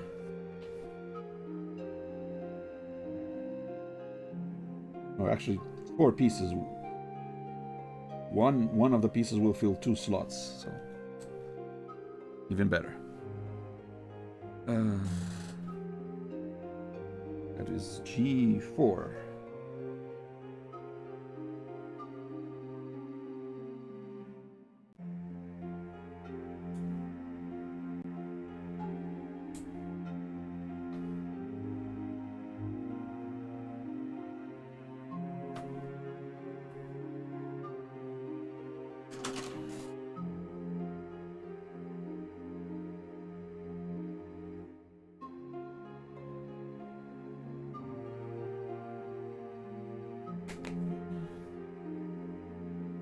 It matters which way is to the front.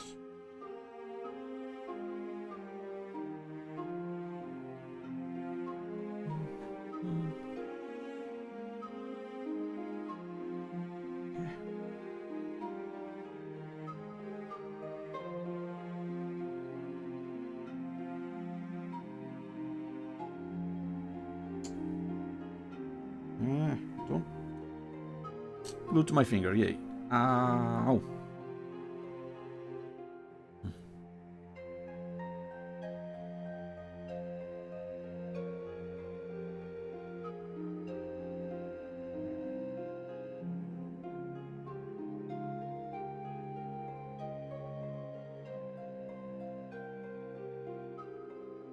Get in there.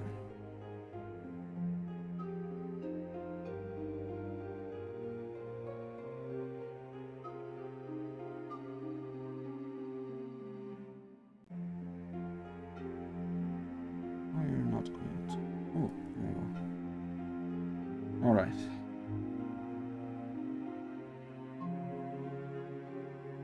Okay. Next. Okay.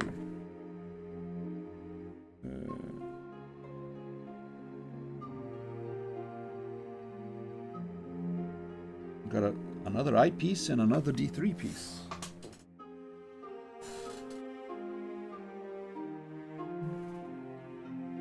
I6.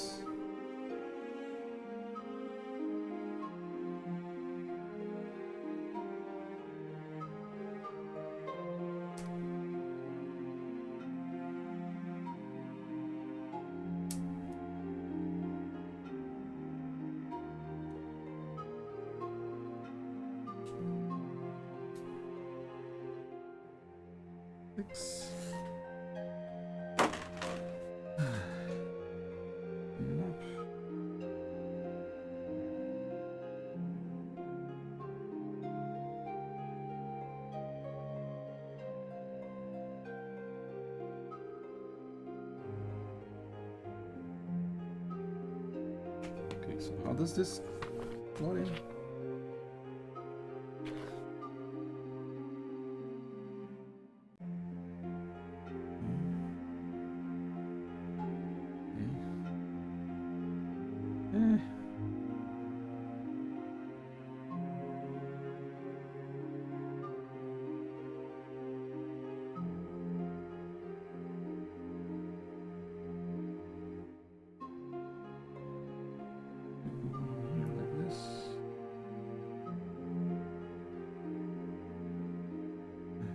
Get in there. There you go.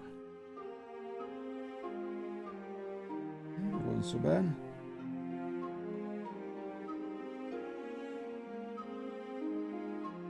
Now, buckle D3. D3 is still here. D3. D3, 2.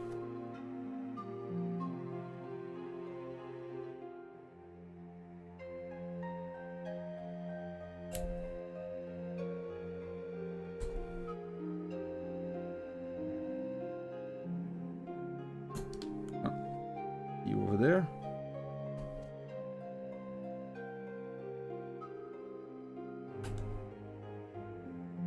Over here.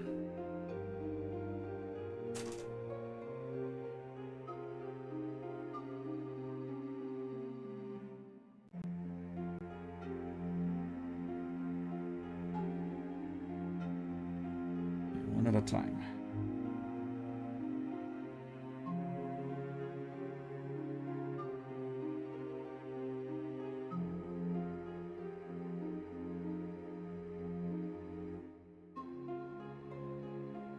Get in there.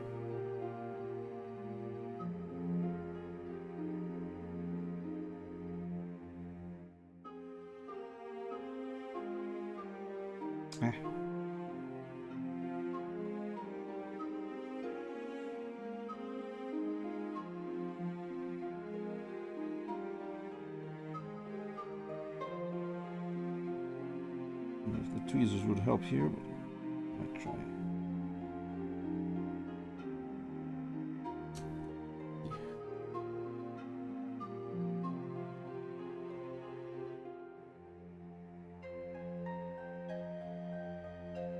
Yeah, this might help.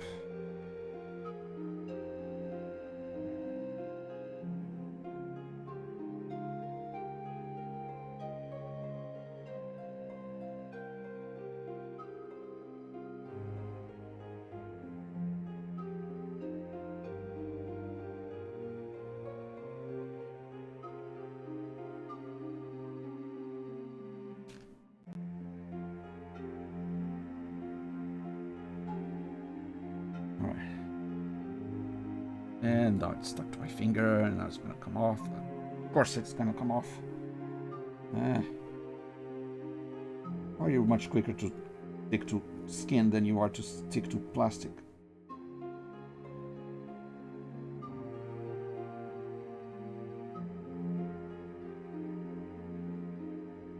Stay there. The other one here.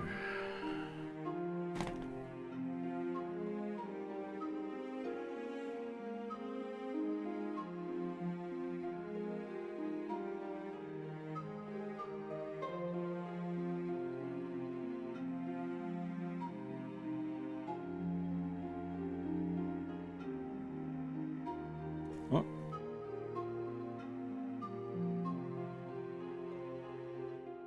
Ah. These round pieces, very easy to slip off, slip away, and roll away as well. Come on, all right.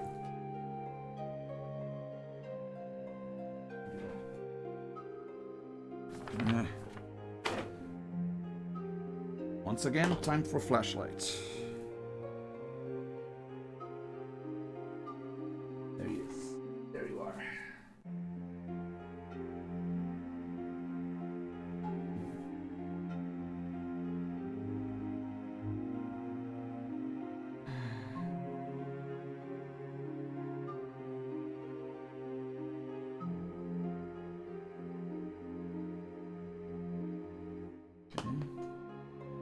Tweezers.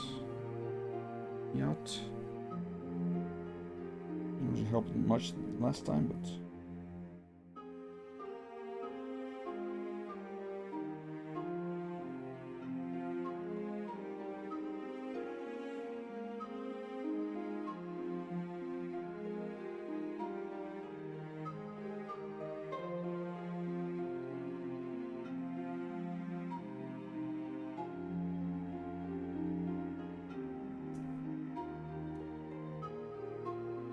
tweezers, but I also need the toothpick to remove it because the tweezers are too tight.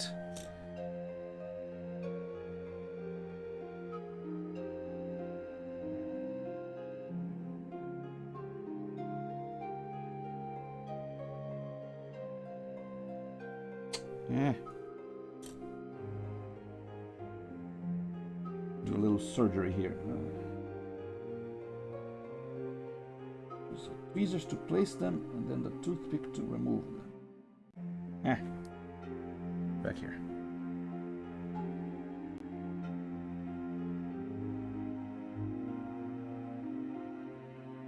Stay.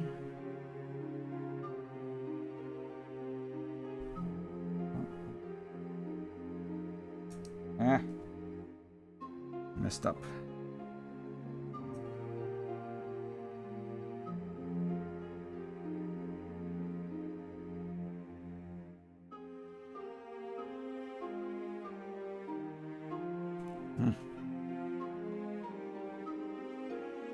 Right at the tip of the tweezers.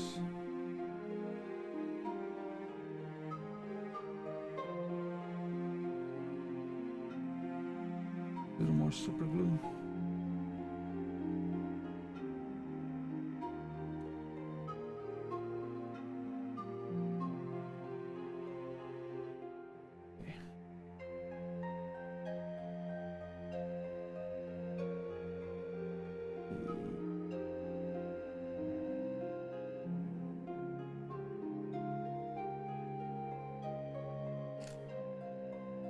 Right. Finish putting you. Oh, come on. Stay there. No, you're not staying there. Come on.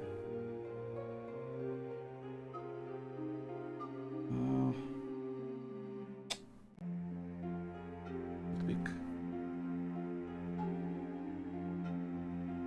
There you go. Hey.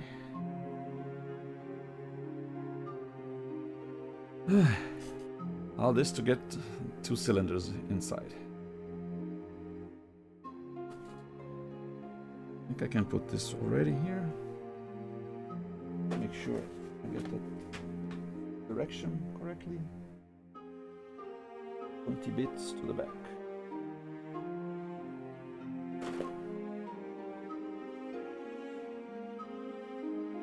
Oh, the water decal is still there for now.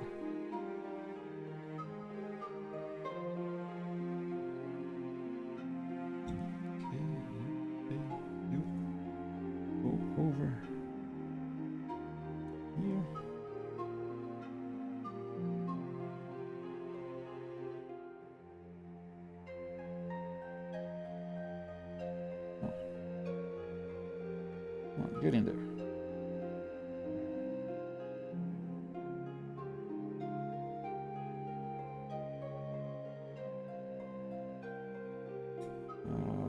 Not getting in there. Okay.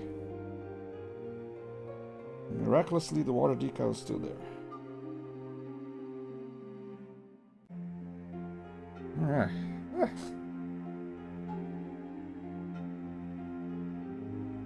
A lot of stuff. Still a couple more stuff on this side, and then we're done for today.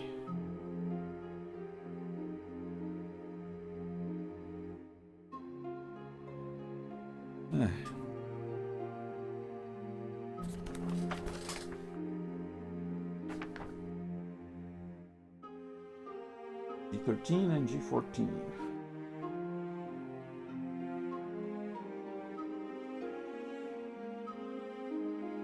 These two.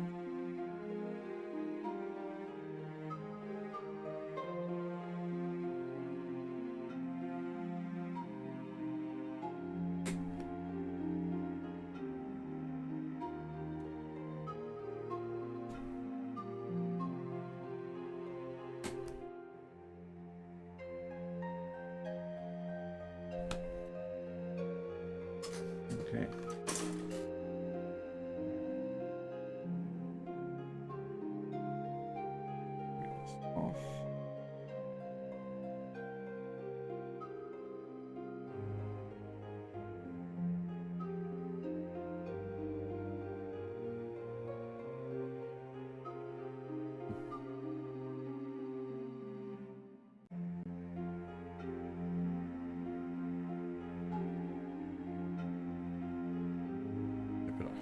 All right.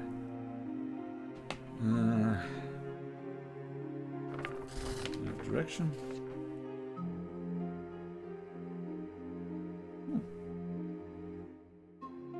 Okay.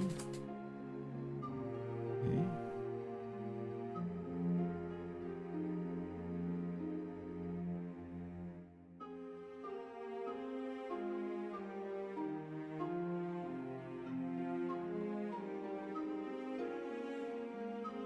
It's on here.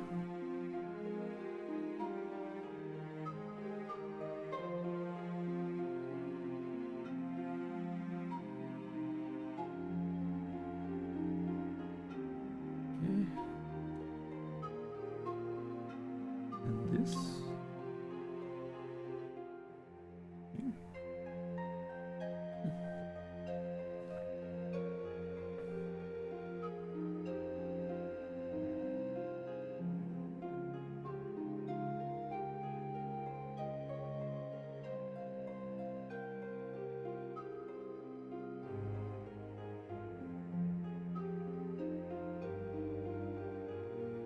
Yeah.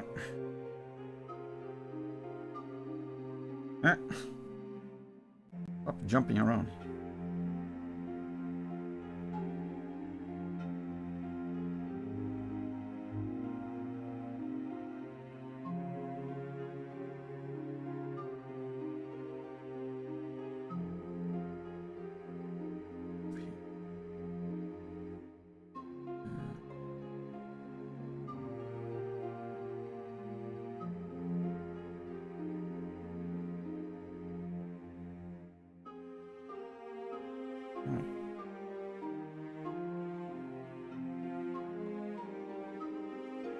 Eh? Just when you think it's stuck. When you think it's safe to remove your finger. Up to your finger.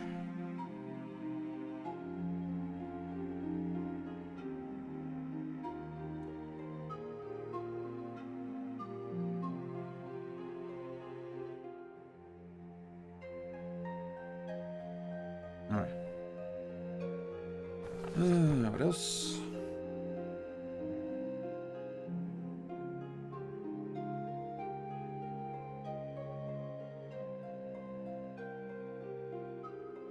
I-30 and F12. I-30, is that a single piece? I hope it's a single piece.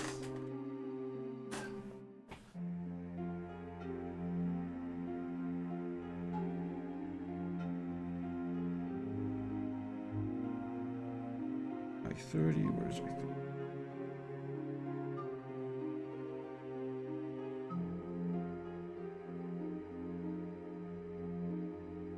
I think that's a single piece.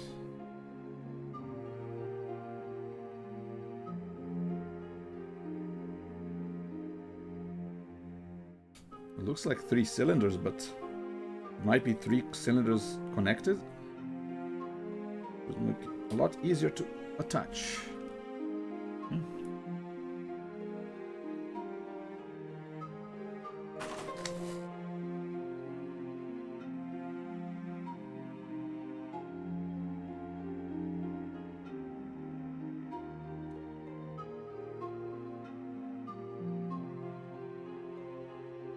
Yeah, they don't look like they should be separated. They're already spaced the right way. Yep. Just check the direction.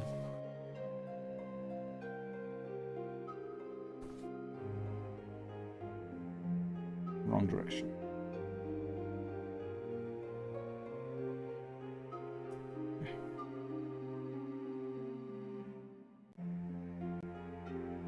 This way.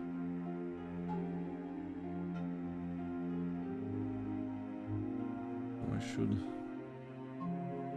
put some super glue over here.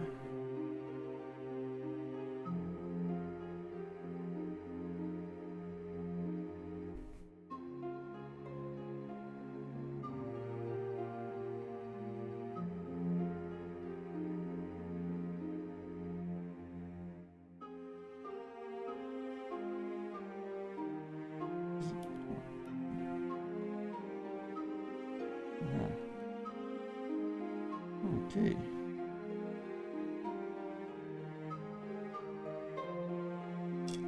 And finally, one more piece. F2 then. Where's F2? Okay. This last piece, I'm gonna have to go through all the runners again. I did not save F2. Don't even remember the color.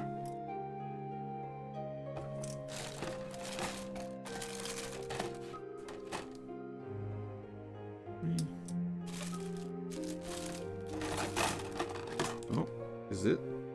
F2, here we go. Font.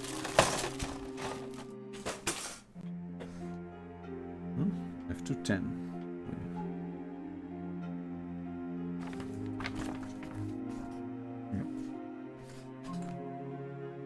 Almost done. Oh, almost done with this part anyway. With this step.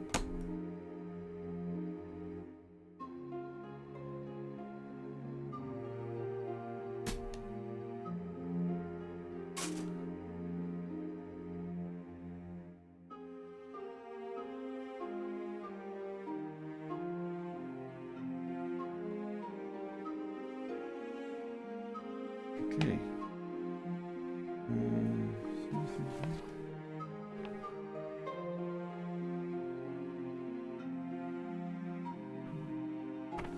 This way.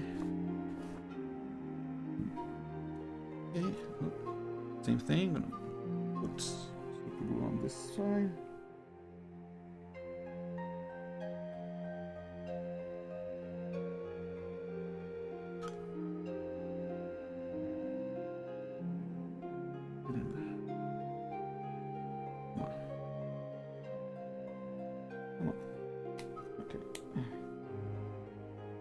There we go. Nicely done.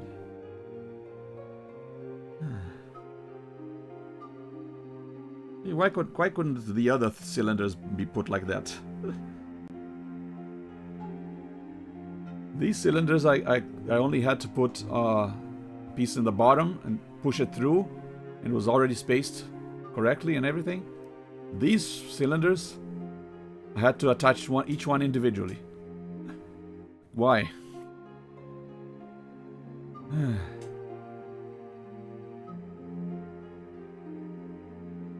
Okay, let's. Well, actually, there are a couple more pieces, and a couple of wires, but it shouldn't be a problem. And then we're done with this back area. I-38.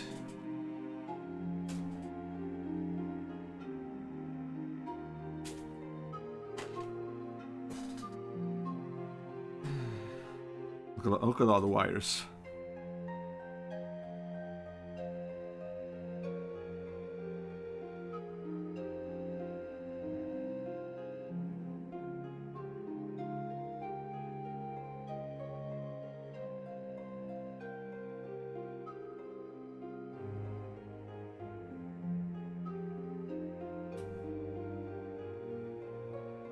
Again, gotta be careful not to break these pieces because they're very tiny, very thin.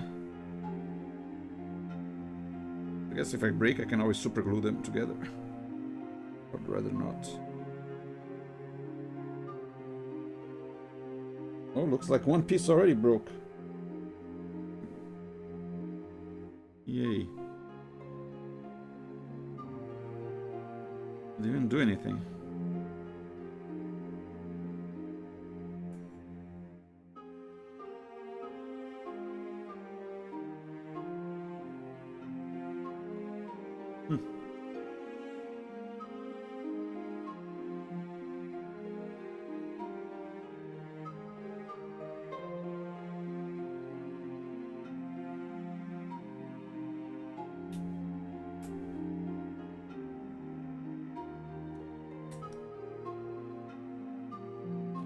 Yep.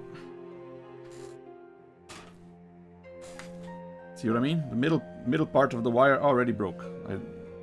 Didn't even do anything this time. It looks like it was already broken, probably by something else going against it or something. And let's see. Maybe I can attach it in such a way that super glue will put it in place.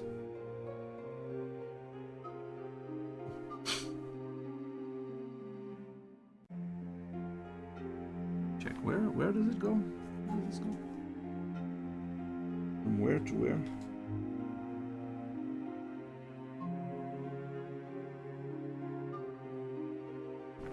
This first part.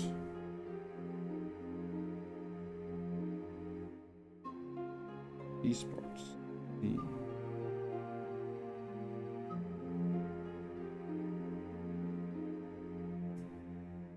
Okay, it's fixable. It's fixable.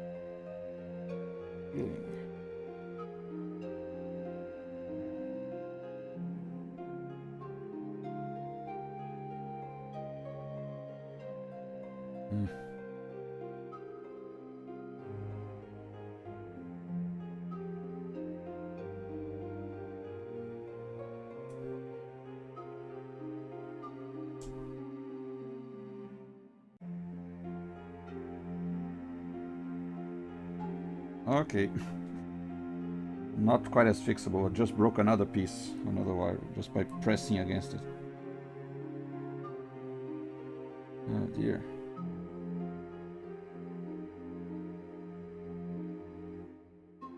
Oh, this is a mess.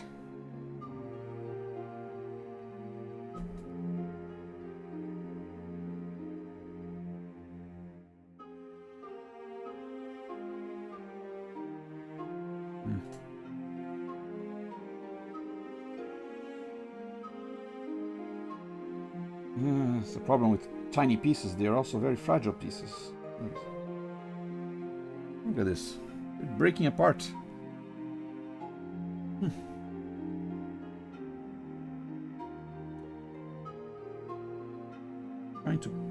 Trying to push them into a hole, it just snapped off.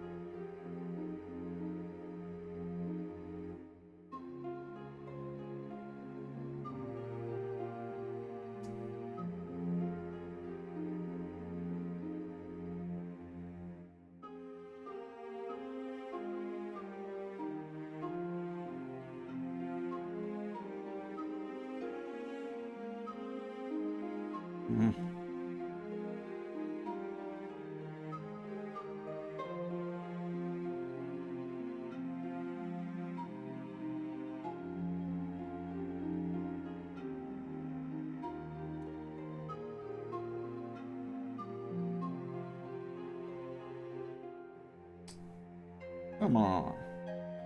Press on one part, the other part goes up. Stay there.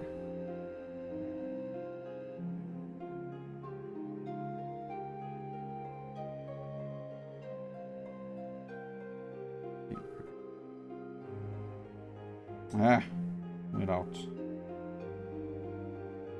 Up.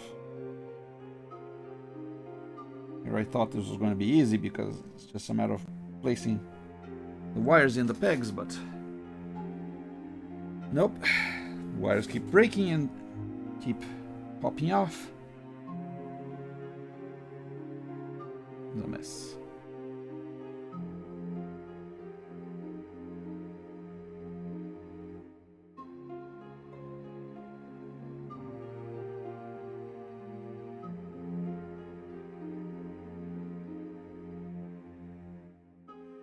I'm gonna wait.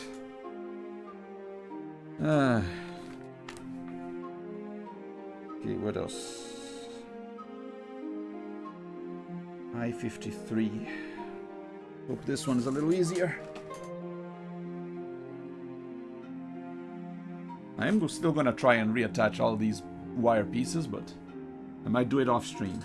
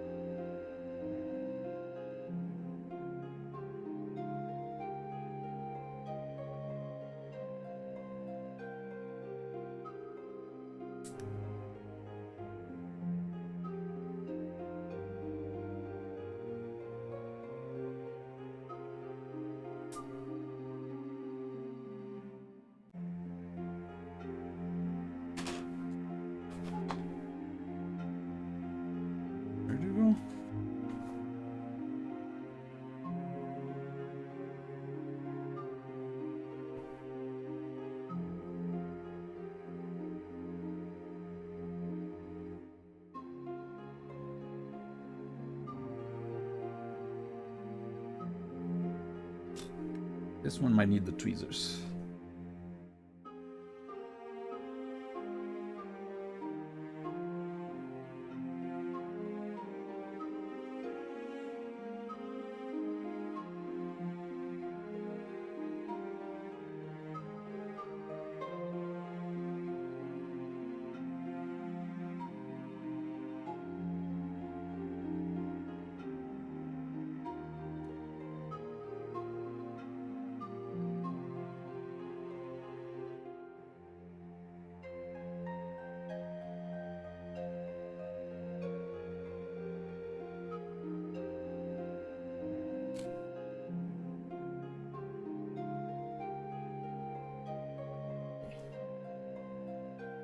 Not even sure if you're supposed to go there, but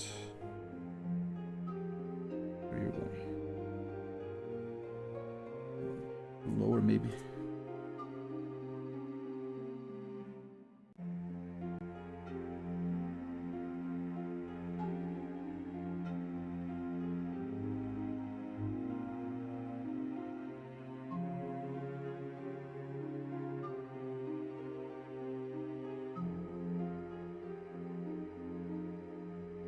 You know what? Good enough. Not gonna touch anymore than I have to. Okay, I-51. Another tiny wire.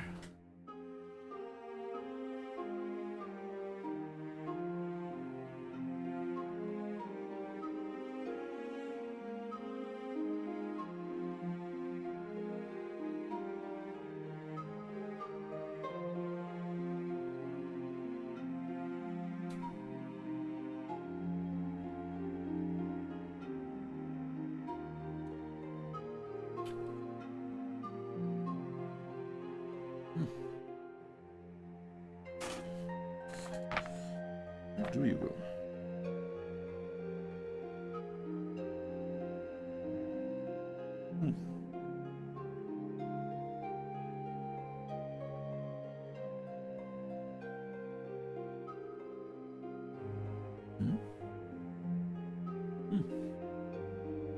Okay.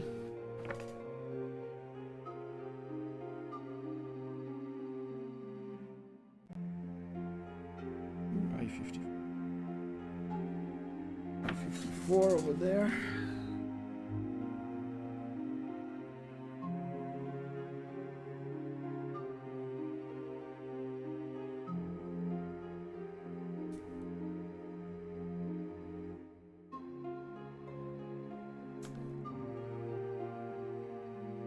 Another tiny wire. Another job for the tweezers.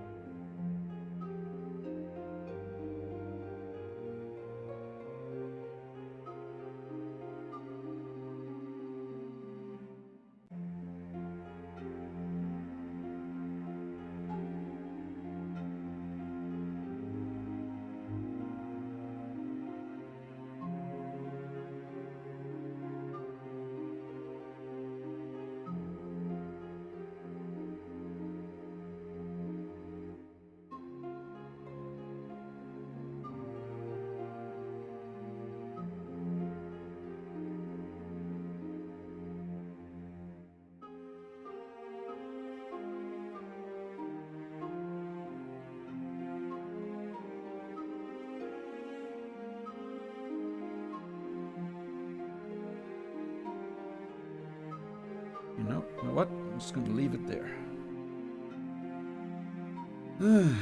Put some wires on top of the other wires.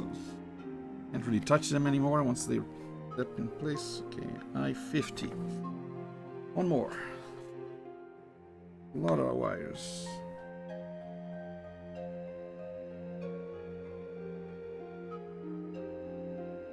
This is 50, 52, 51. Where's 50?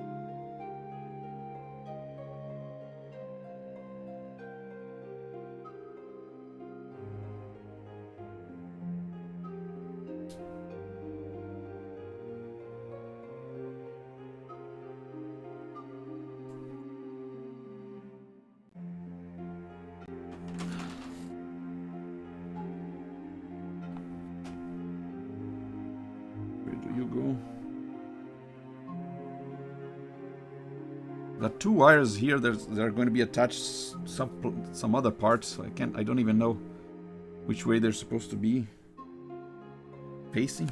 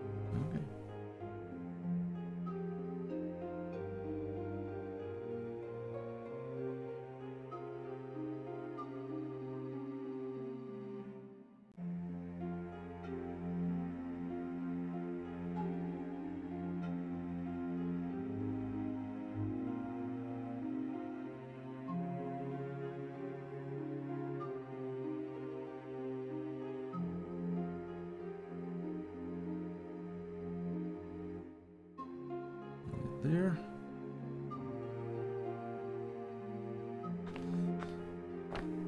One more big wire. I-39, which is also going to be attached somewhere else. Oh dear. I-39.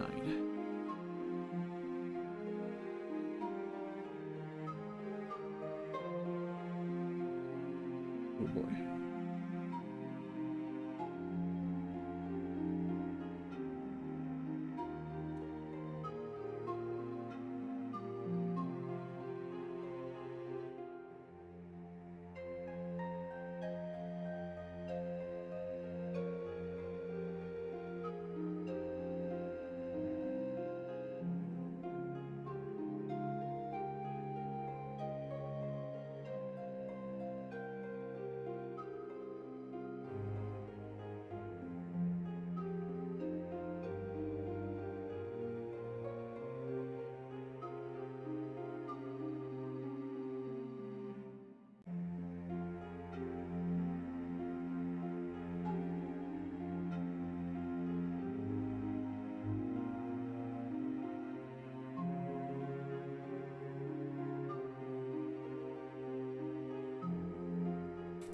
Okay. No broken wires so far.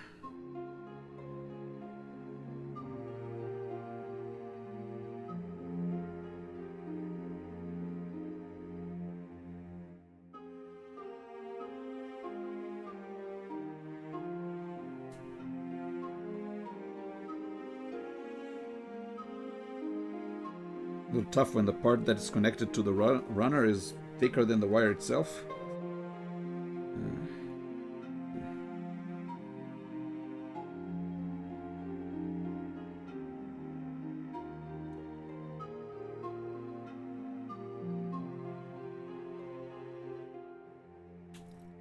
Okay.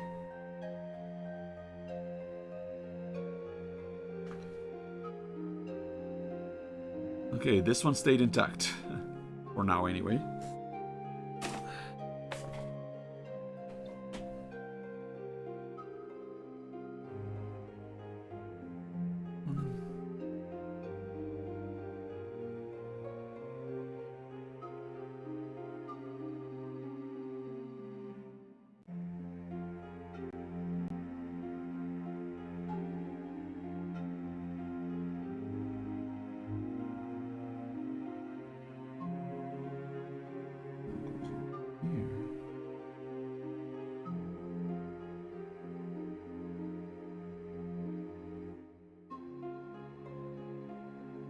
Sits like this.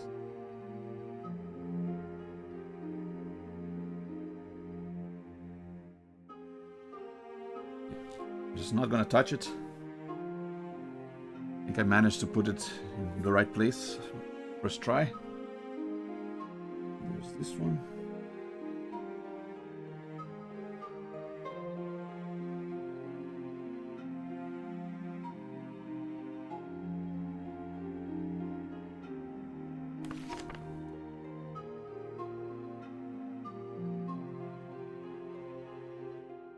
This one doesn't even have a peg to go into, it's just a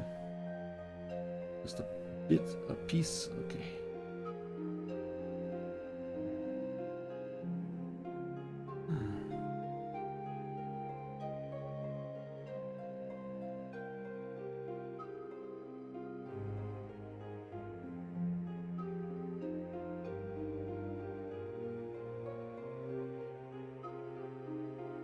Maybe I shouldn't be gluing this one just yet.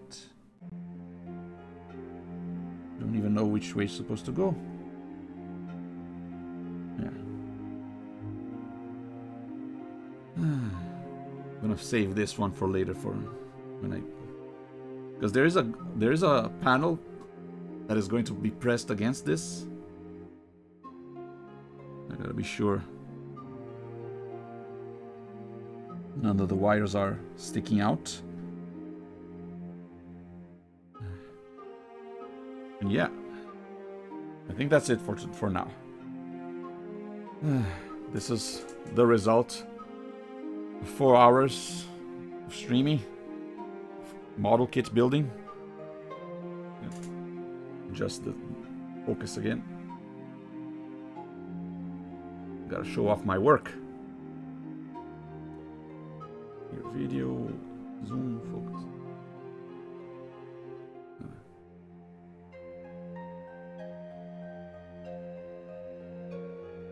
This is the back of the DeLorean.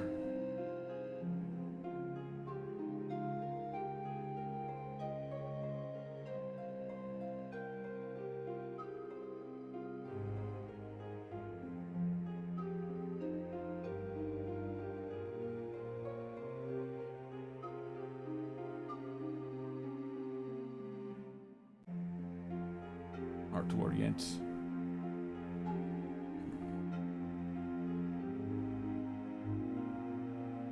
There we go.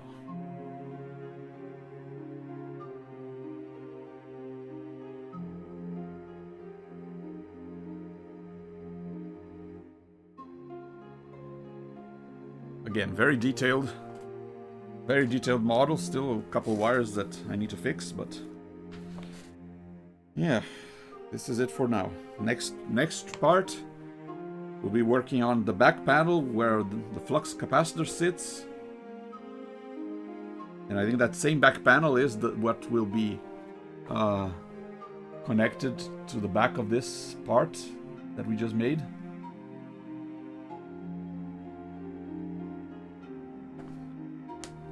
And after that, after the back panel is actually the chassis. Look at this.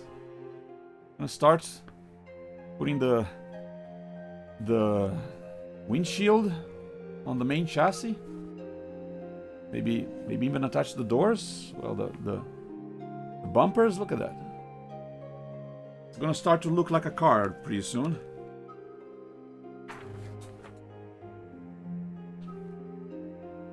And yeah, looks like all the other pieces are bigger and there's fewer pieces. I think this might have been this and the interior panel might have been the most detailed parts, the most complex. Well, there's still these wires that go around everything, this kind of complex. And there's the iconic exhausts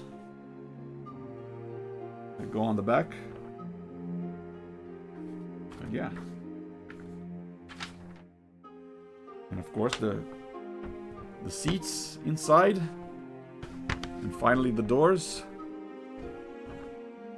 Yeah, looks like the doors do open.